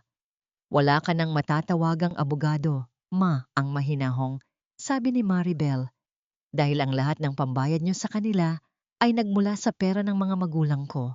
At ang perang iyon ay naibalik na sa nararapat na may-ari. Maribel, ikaw ang may gawa ng lahat ng ito. Ang histerikong bulyaw ng matanda. Sinubukan niyang sugurin si Maribel, ngunit mabilis siyang hinarangan ng security guard na kasama ng dalaga. Wala kang utang na loob. Pinatira ka namin dito, pinakain, at itinuring na pamilya. Ay isang mapait na tawa ang kumawala sa mga labi ni Maribel. Itinuring na pamilya? Ang pamilya ba ay nananakit? Ang pamilya ba ay nagnanakaw ng kinabukasan? Ang tanging utang na loob na mayroon ako ay sa sarili ko, dahil nakayanan kong mabuhay sa piling ng mga ahas na tulad ninyo. Kinuha ni Maribel ang isang dokumento mula sa kanyang folder. Gusto ko lang malaman niyo na ako na ang bagong may-ari ng lupang ito. Pero huwag kayong mag-alala. Hindi ako titira rito. Gagawin ko itong kanlungan ni Maria, isang center para sa mga babaeng biktima ng pang-aabuso at domestic violence. Ang bawat kwarto kung saan niyo ako hinalay sa pamamagitan ng inyong mga salita ay magiging lugar ng paghilom para sa iba. Napatulala si Doña Remedios. Ang kanyang huling bastyon ng kapangyarihan ay kinuha na ng babaeng itinuring niyang basura. Wala na siyang driver, wala na siyang mga katulong, at wala na siyang masisilungan. Napilitan siyang maglakad palayo. Ang kanyang mga mamahaling sapatos ay nagsisimulang mamaso sa kanyang mga paa dahil sa init ng semento. Pinanood ni Maribel ang paglayo ng matanda. Isang aninong paliit ng paliit sa gitna ng kalsada. Bumalik si Maribel sa loob ng kanyang sasakyan kung saan naghihintay si Sebastian. Done with the first part? Tanong ng lalaki habang iniabot ang isang baso ng malamig na tubig kay Maribel. Done. Pero nahanap mo na ba ang kinalalagyan ni Celine? Tanong ni Maribel, ang kanyang boses ay muling naging seryoso. Nasa isang tagong resort siya sa Batangas. Hindi siya nag-iisa, Maribel. Kasama niya ang taong pinaghihinalaan nating mastermind, si Antonio Santillan, ang dating business partner ng tatay mo na biglang nawala pagkatapos ng aksidente. Paliwanag ni Sebastian habang nagpapakita ng mga larawan sa kanyang tablet. Nanlamig ang mga kamay ni Maribel. Si Antonio Santillan ay ang taong itinuring niyang pangalawang ama noong bata pa siya. Ang katotohanan ito ay mas masakit pa kaysa sa lahat ng panloloko ni na Rafael. Kailangan nating pumunta roon, Sebastian. Ngayon din, ang mariing sabi ni Maribel. Masyadong mapanganib, Maribel. Antonio is not like Rafael. He's ruthless. May mga tauhan siya at hindi siya mag-aatubiling pumatay para maprotektahan ang kanyang mga nakaw na yaman. Babala ni Sebastian. 10 taon akong namuhay sa panganib sa loob ng sarili kong tahanan. Sebastian, wala na akong kinatatakutan. Sagot ni Maribel habang tumitingin sa labas ng bintana. Habang umaandar ang sasakyan, napansin ni Maribel ang isang itim na envelope na nakasingit sa gilid ng upuan. Binuksan niya ito at tumambad ang isang lumang medalya ng kanyang ama. Ang medalyang suot nito noong araw ng aksidente. May kasama itong maikling sulat. Hinihintay kita sa dulo ng iyong alaala, Maribel. Tingnan natin kung hanggang saan ang kaya ng iyong paghihiganti. Ang hininga ni Maribel ay naging mabilis. Ang bawat puno sa gilid ng kalsada ay tila mga saksi sa kanyang paparating na pagsubok. Ang huling sayaw ng kanyang paghihiganti ay hindi na lamang tungkol sa pera o bahay. Ito ay tungkol sa katotohanang ibinaon sa limot sa loob ng mahabang panahon. Makararating ba si Maribel sa Batangas ng ligtas? At ano ang gagawin niya kapag nalaman niyang ang taong pinakamamahal niya noon ay ang siya palang pumatay sa kanyang mga magulang? Ang bawat hakbang ni Maribel sa makintab na sahig ng kanyang bagong opisina sa Singapore ay tila isang himig ng kalayaan. Wala na ang mabigat na kadena ng nakaraan na humihila sa kanya pababa. Sa harap ng malawak na bintana na nagpapakita ng naglalakihang mga gusali at ang asul na dagat, naramdaman niya ang tunay na kahulugan ng muling pagsilang. Ang hangin dito ay amoy tagumpay, malayo sa mapanglaw at amoy lupang mga alaala ng mansyon sa Forbes Park. Naupo siya sa kanyang ergonomic chair. Ang kanyang likod ay tuwid na tuwid, isang tindig na hinubog ng mga pagsubok at pait.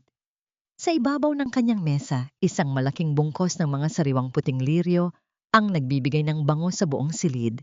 Walang card na kasama ang mga bulaklak, ngunit alam ni Maribel kung kanino galing ang mga ito. Isang banayad na ngiti ang sumilay sa kanyang mga labi. Isang nangiting hindi napilit, kundi galing sa kaibuturan ng kanyang puso. Ma'am Maribel, narito na po ang mga dokumento para sa expansion ng inyong foundation sa Pilipinas. Ang malumanay na sabi ng kanyang bagong secretary. Salamat, Elena. Iwan mo na lang dyan. Maaari ka nang mag-break, sagot ni Maribel. Ang kanyang boses ay may awtoridad, ngunit puno ng respeto, isang uri ng pamumuno na malayo sa mapang-aping estilo ni Doña Remedios. Nang maiwan siyang mag-isa, kinuha ni Maribel ang isa sa mga liryo at dahan-dahang inamoy ito. Ang lambot ng mga talulot ay nagpaalala sa kanya na sa kabila ng pagiging matatag, maaari pa rin siyang maging malambot at mapagmahal sa sarili. Isang sandali ng katahimikan kung saan kinikilala niya ang sariling halaga. Naalala niya ang mga araw na kahit isang pirasong bulaklak ay hindi niya makuha mula kay Rafael nang walang kapalit na pagsusumamo. Ngayon, kaya na niyang punuin ang buong mundo niya ng bulaklak nang hindi humihingi ng pahintulot sa sinuman. Tumayo siya at lumapit sa salamin. Pinagmasdan niya ang kanyang refleksyon. Ang mga mata niya ay hindi na puno ng takot. Ang kanyang balat ay may bagong sigla. At ang kanyang ayos ay tila isang babaeng handang sakupin ang mundo. Mahal kita, Maribel, pabulong niyang sabi sa kanyang sarili. Isang simpleng pangungusap, ngunit kailangan niyang dumaan sa impyerno bago niya ito natutunang bitawan ng may katotohanan. Ngunit sa gitna ng kanyang kapayapaan, isang anino pa rin ang nananatili sa kanyang isipan. Kinuha niya ang isang itim na folder mula sa kanyang drawer. Sa loob ay naroon ang mga ulat tungkol kay Antonio Santillan.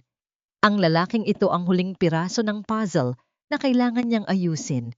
Hindi pa tapos ang kanyang misyon hanggat hindi nabibigyan ng katarungan ang huling hininga ng kanyang mga magulang. Ay isang notification sa kanyang cellphone ang nagpahinto sa kanyang pag-iisip. Isang email mula sa Pilipinas, galing sa abogado ni Rafael. Isang sulat mula sa kulungan. Dahan-dahan niya itong binasa. Ang bawat salita ni Rafael ay puno ng pagsisisi. Humihingi ng isang pagkakataon na makausap siya, kahit sa huling pagkakataon. Sinabi ni Rafael na handa na siyang ibigay ang lahat ng impormasyong alam niya tungkol kay Antonio Santillan kapalit ng kapatawaran ni Maribel. Masyadong huli na para sa mga salita. Bulong ni Maribel sa hangin. Gayunpaman, alam niyang kailangan niyang harapin ang multong ito para tuluyan ng makalaya. Lumabas si Maribel sa kanyang opisina at tinawagan si Sebastian. Ready the private jet, Sebastian. Babalik tayo ng Pilipinas. Panahon na para tapusin ang lahat. Sigurado ka ba, Maribel? Alam mo ang panganib na naghihintay sa iyo doon. Ang babala ni Sebastian sa kabilang linya. Ang boses ay puno ng pag-aalala na higit pa sa pagiging magkaibigan. Ito na ang huling sayaw, Sebastian. Hindi ako pwedeng magsimula ng bago kung may mga multo pa akong iniiwan sa likuran. Matatag na sagot ni Maribel. Habang naglalakad siya patungo sa parking lot, naramdaman niya ang isang pares ng mga mata na nakatitig sa kanya mula sa malayo. Isang lalaking nakasuot ng itim na jacket ang mabilis na umiwas. Nang lumingon siya, ang panganib ay hindi na lamang isang hinala. Ito ay isang katotohanan na humahabol sa kanya kahit sa kabilang panig ng dagat. Sino ang lalaking sumusunod kay Maribel sa Singapore? At ano ang tunay na nilalaman ng impormasyong hawak ni Rafael na sinasabi niyang magpapabagsak kay Antonio Santillan? Bumalik ang kaba sa dibdib ni Maribel, ngunit sa pagkakataong ito, hindi ito ang kaba ng isang biktima. Ito ang kaba ng isang mangangaso na alam na malapit na ang kanyang hulo. Ang bawat yabag ni Maribel sa mahabang pasilyo ng bilangguan ay tila isang mabigat na tunog ng orasan na bumibilang sa huling sandali ng kanyang pagkakagapos sa nakaraan. Ang amoy ng kalawang, ang halumigmig ng semento, at ang nakakasulasok na amoy ng kawalang pag-asa ay sumalubong sa kanya. Malayo ito sa malinis at mabangong buhay na binuo niya sa Singapore, ngunit alam niyang kailangan niyang malanghap ang hanging ito sa huling pagkakataon upang tuluyan ng lumaya ang kanyang mga baga. Sa likod ng makapal na salamin, nakita niya ang isang lalaking halos hindi na niya makilala. Si Rafa, ang dating makisig at mayabang na tagapagmana ng mga Villarreal, ay tila isang tuyot na sangga na lamang ngayon. Ang kanyang buhok ay gulo-gulo, ang kanyang mga mata ay lubog, at may malalalim na itim na marka sa ilalim, at ang kanyang balat ay tila papel na nilamukot ng pagsisisi.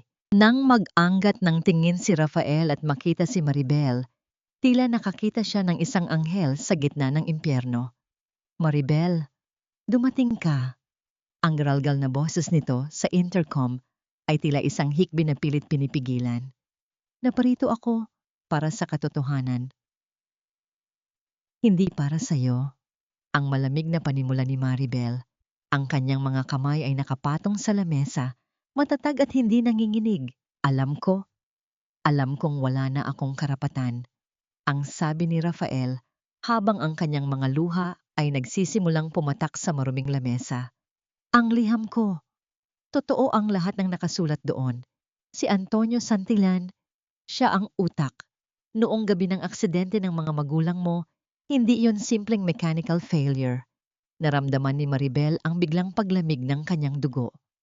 Ang bawat salita ni Rafael ay tila isang karayom na tumutusok sa kanyang balat. Nalaman ko ang totoo nung bago tayo ikasal, Maribel. Nakita ko ang mga dokumento sa vault ni Papa, Antonio and my father. They hired someone to tamper with your father's car. Ayaw pumirma ng tatay mo sa merger. At iyon ang tanging paraan para makuha nila ang kontrol sa lupaing kinatatayuan na ngayon ng industrial park. Pag-amin ni Rafael, ang kanyang boses ay nanginginig sa takot at kahihiyan. Ginamit nila ako. Ginamit nila ang kasal natin para masiguradong walang magtatanong, para manatiling lihim ang lahat sa ilalim ng pangalan ng pamilya. At hinayaan mo ang lahat ng yon? Ang tinig ni Maribel ay naging isang matalim na bulong. Hinayaan mong pakasalan kita. Hinayaan mong saktan ako ng nanay mo habang alam mong ang mga kamay ninyo ay may bahid ng dugo ng mga magulang ko. Natakot ako, Maribel. Natakot ako na mawala ang lahat sa amin. Pero araw-araw, ang konsensya ko ay parang isang uod na kumakain sa puso ko. Ang histerikong sagot ni Rafael. Kaya kita tinatrato ng masama. Dahil sa tuwing tinitingnan kita, nakikita ko ang kasalanan ko. Ang pagiging baog mo.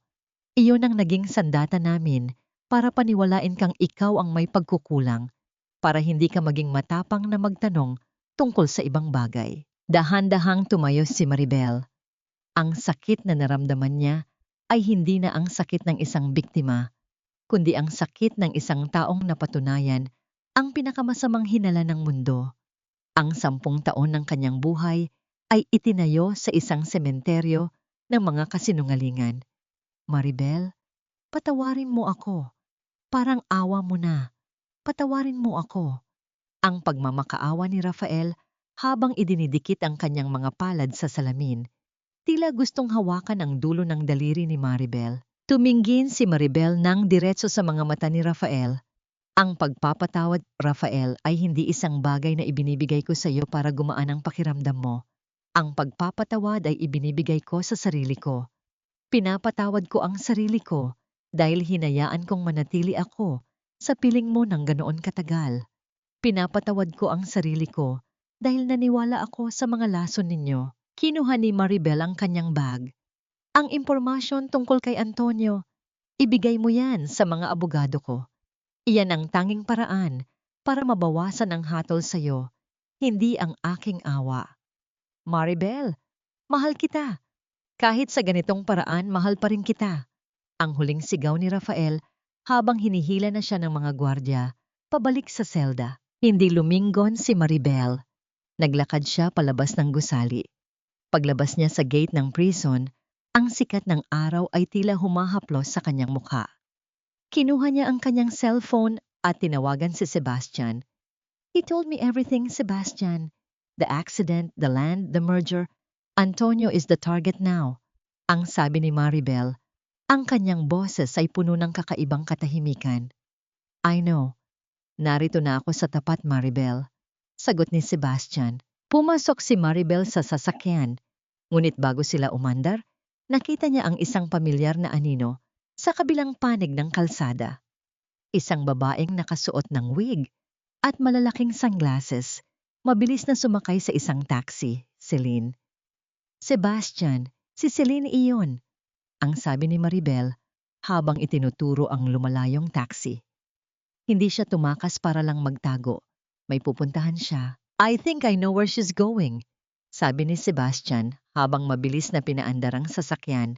Papunta siya kay Antonio. Susubukan niyang i-blackmail ang mastermind bago tayo makarating. Ang huling kabanata ng laban na ito ay nagsisimula ng mabuo. Sa gitna ng trapiko ng Maynila, si Maribel ay hindi na ang babaeng nawalan ng lahat, kundi ang babaeng handang bawiin ang katarungang matagal nang ipinagkait sa kanya. Ang katarungan ay hindi isang regalong dumarating ng kusa.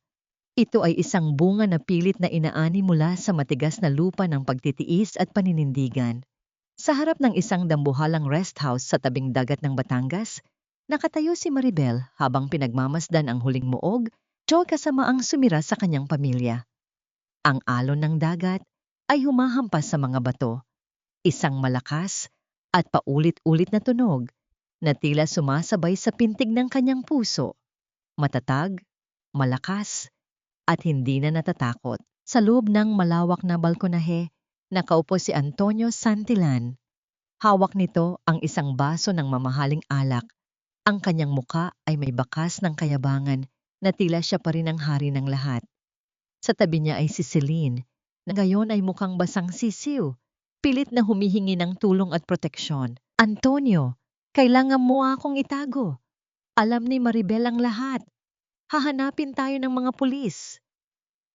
Ang histerikong bulyaw ni Celine, ang kanyang mga kamay, ay nanginginig habang nakakapit sa braso ng matanda. Tumahimik ka, Celine. You're becoming a liability. Ang malamig na sagot ni Antonio. Ang mga Villarreal ay tapos na. Pero ako? Hindi ako ganun kadaling tinitibag ng isang babaeng katulad ni Maribel. Kung ganoon, mukhang hindi mo ako kilala ng lubusan, Tito Antonio. Ang boses ni Maribel ay pumailan lang mula sa pinto. Pumasok si Maribel kasunod si Sebastian at ang ilang mga otoridad. Ang kanyang ayos ay simple lamang, ngunit ang kanyang aura ay tila isang reynang handang bawiin ang lahat. Hindi siya sumisigaw, hindi siya nagmumura. Ang kanyang katahimikan ang pinakamabisang sandata. Napatayo si Antonio. Ang kanyang baso ay muntik ng malaglag. Maribel, anong ginagawa mo rito? Paano mo nahanap ang lugar na ito? Ang kumpanyang akala mo ay sayo, Antonio, ay nakatali na sa mga accounts ko sa Singapore. Ang bawat sentimong ninakaw mo sa tatay ko, ang bawat lupang kinuha mo, sa pamamagitan ng panlilinlang, lahat iyon ay narecover ko na. Ang paliwanag ni Maribel habang inilalapag ang isang makapal na file sa lamesa. Hindi lang tax evasion ang kaso mo. We have the witness to the accident 10 years ago. Ang mekanikong binayaran nyo, nagsalita na siya. Ang mukha ni Antonio ay nagbago mula sa pagiging mapagmataas tungo sa isang matinding takot. Hindi mo pwedeng gawin ito. Ako ang dahilan kung bakit ka nabuhay ng marangya sa piling ng mga Villarreal. Nabuhay ako sa kasinunggalingan dahil sa'yo. Ang unang pagkakataong tumaas ang boses ni Maribel, puno ng pait at katarungan. Pinatay mo ang mga magulang ko para sa lupa. Ginamit mo ang buhay ko bilang pambayad utang sa mga Villarreal. Ngayon, Antonio, ang lahat ng iyong itinatago ay lalabas sa liwanag. Mabilis na sinubukan ni Selena na tumakas, ngunit agad siyang naharang ng mga pulis. Ang kanyang mga sigaw at pagmamakaawa ay tila wala ng halaga. Si Antonio naman ay napaupo sa kanyang upuan. Ang kanyang buong katawan ay nanginginig habang kinakabitan siya ng pusas. Ang tunog ng bakal na lumalapat sa kanyang mga kamay ay ang huling tunog ng kanyang kapangyarihan. Tapos na ang laro, Antonio. Ang mahinahong, sabi ni Sebastian habang tinitingnan ng matanda. Maribel is not the victim anymore. She is the justice you never expected. Pagkatapos ng lahat ng kaguluhan, tumayo si Maribel sa pampang ng dagat. Ang araw ay nagsisimula nang lumubog, nagbibigay ng kulay kahel at lilang liwanag sa kalangitan. Malalim siyang huminga, dinaramdam ang alat ng hangin sa kanyang balat. Pagkaraan ng ilang araw, binuksan ni Maribel ang kanlungan ni Maria. Ang dating mansyon ng mga Villarreal na ngayon ay isa ng santuwaryo para sa mga kababaihan.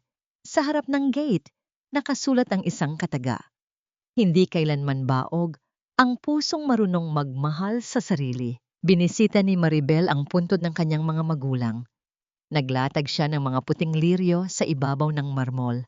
Tainay, nakuha ko na po. Malaya na tayo. Ang lupang pinaghirapan ninyo ay sa atin na ulit. At gagamitin ko ito para makatulong sa iba. Isang kamay ang dahan-dahang pumatong sa kanyang balikat. Si Sebastian. You did it, Maribel. You truly did it. Humarap si Maribel sa kanya.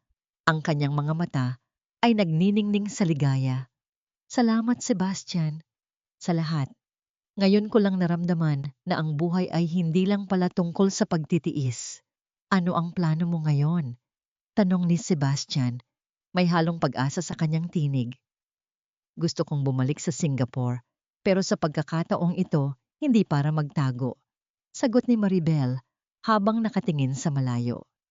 Gusto kong buuin ang sarili ko. Gusto kong matuto kung paano ulit magmahal nang walang takot. Gumiti si Sebastian at inabot ang kanyang kamay. Kung ganoon, maaari bang sumama ako sa paglalakbay na yon? Dahan-dahang kinuha ni Maribel ang kamay ni Sebastian. Ang haplos nito ay mainit at puno ng respeto. Isang pakiramdam na matagal na niyang ipinagkait sa kanyang sarili. Sa gitna ng katahimikan ng sementeryo, hindi hapis ang nanaig, kundi ang isang bagong simula. Ang kwento ni Maribel ay hindi nagtapos sa paghihiganti. Nagtapos ito sa pagpili na maging masaya sa kabila ng lahat ng sakit. Ang babaeng dati ay tinawag na baog at walang silbi ay naging isang bukal ng pag-asa para sa marami. Dahil sa dulo ng bawat madilim na gabi, laging may naghihintay na umaga para sa mga pusong matapang na harapin ang katotohanan. Isang taon ang mabilis na lumipas mula nang gumuho ang tore ng mga kasinungalingan ng mga Villarreal sa isang tahimik na dalampasigan sa Singapore, habang ang araw ay dahan-dahang humahalik sa guhit ng tagpuan ng langit at dagat. Nakatayo si Maribel. Ang kanyang buhok ay malayang sumasabay sa ihip ng hanging dagat at ang kanyang mga paa ay nakabaon sa mainit at pino na buhangin. Wala na ang suot niyang mamahaling alahas na dati ay tila mga tanika lang nagpapabigat sa kanyang pagkatao. Ang tanging suot niya ay isang simpleng puting bestido at ang isang payapang ngiti na nagmumula sa kanyang kaluluwa. Sa Pilipinas, ang dating mansion ng pamilya Villarreal ay hindi na tinatawag na bahay ng pighati. Ito na ngayon ang kanlungan ni Maria. Sa tulong ni Lola Ines, na nagsisilbing tagapangalaga ng mga bulaklak sa hardin, ang lugar na yon ay naging tahanan ng pag-asa para sa 12-12 ng kababaihang nakaranas ng pang-aabuso. Ang bawat sulok na dati ay saksi sa mga pabulong na panlalait ni Doña Remedios ay puno na ngayon ng tawanan ng mga bata at mga kwento ng tagumpay. Kumusta na nga ba ang mga taong minsang sumira sa buhay ni Maribel? Si Rafael ay nananatili sa loob ng rehas, binubuno ang hatol ng batas sa kanyang bawat gabi. Ang tanging kasama niya ay ang alaala ng isang asawang hindi niya pinahalagahan at ang isang lumang peso coin na nagsisilbing paalala ng kanyang kabiguan. Si Doña Remedios naman ay naninirahan sa isang maliit at payak na bahay sa probinsya, malayo sa karangyaan at kapangyarihan. Wala na ang kanyang mga diamante at ang tanging naitira niya ay ang mga pekeng bag na wala ng laman. Isang malupit na biro ng tadhana para sa isang babaeng ginawang Diyos ang pera. Nahanap na ba ni Maribel ang kapatawaran? Ang sagot ay hindi matatagpuan sa paglimot, kundi sa pagtanggap. Hindi niya pinatawad ang mga Villarreal dahil nararapat sila, kundi dahil nararapat ang kanyang puso sa kapayapaan. Pinatawad niya ang kanyang sarili sa mga taon ng pananahimik at sa bawat luhang hinayaan niyang pumatak. Ang tunay na katarungan para sa kanya ay hindi ang makitang nagdurusa ang kanyang mga kaaway, kundi ang makitang masaya at buo ang kanyang sarili sa kabila ng lahat. Maribel, ang ganda ng hapon, hindi ba? Ang malambing na tinig ni Sebastian ay bumasag sa kanyang malalim na pag-iisip. Dahan-dahang lumingon si Maribel. Hawak ni Sebastian ang isang dalawang tasa ng mainit na tsaa. Lumapit ang lalaki at maingat na hinawakan ang kamay ni Maribel. Ang haplos nito ay hindi nagmamadali, hindi nagmamay-ari, kundi nag-aalaga. Sa mga mata ni Sebastian, nakita ni Maribel ang isang hinaharap na hindi na kailangang itago o ikaya. Salamat, Sebastian. Salamat sa pagpapakita sa akin na ang pag-ibig ay hindi pala kailangang maging isang sakripisyo na nakakasakal. Ang bulong ni Maribel habang isinasandal ang kanyang ulo sa balikat ng lalaki. Pinanood nila ang huling sinag ng araw bago ito tuluyang maglaho. Ang dagat ay naging kasing kalmado ng isang panalangin. Sa puntong ito, alam ni Maribel na ang kanyang kwento ay hindi isang trahedya. Ito ay isang epiko ng isang babaeng itinapon bilang bato, ngunit muling bumangon bilang isang matibay na muog. Para sa mga kababayhang nakikinig, ang mensahe ni Maribel ay malinaw. Huwag hayaang ang boses ng ibang tao ang magtakda ng iyong halaga. Ang iyong sinapupunan ay hindi ang sukatan ng iyong pagkatao, at ang iyong pananahimik ay hindi tanda ng iyong kahinaan. Ang katarungan ay maaring matagal bago dumating, ngunit tulad ng pagsikat ng araw pagkatapos ng bagyo, ito ay hindi kailanman mabibigo. Ang paglalakbay ni Maribel mula sa pagiging isang martir patungo sa pagiging isang reyna ng sarili niyang buhay ay dito na nagtatapos. Ngunit sa bawat pusong nahanap ang lakas na lumaban, sa bawat babaeng natutong mahalin ang kanyang sarili, ang kanyang kwento ay patuloy na mabubuhay. Ang hangin ay humihip ng banayad, Tinatangay ang huling bakas ng alikabok ng nakaraan sa dalampasigan ng Singapore, isang babae ang muling nahanap ang kanyang tinig. At sa pagkakataong ito, ang buong mundo ang nakikinig.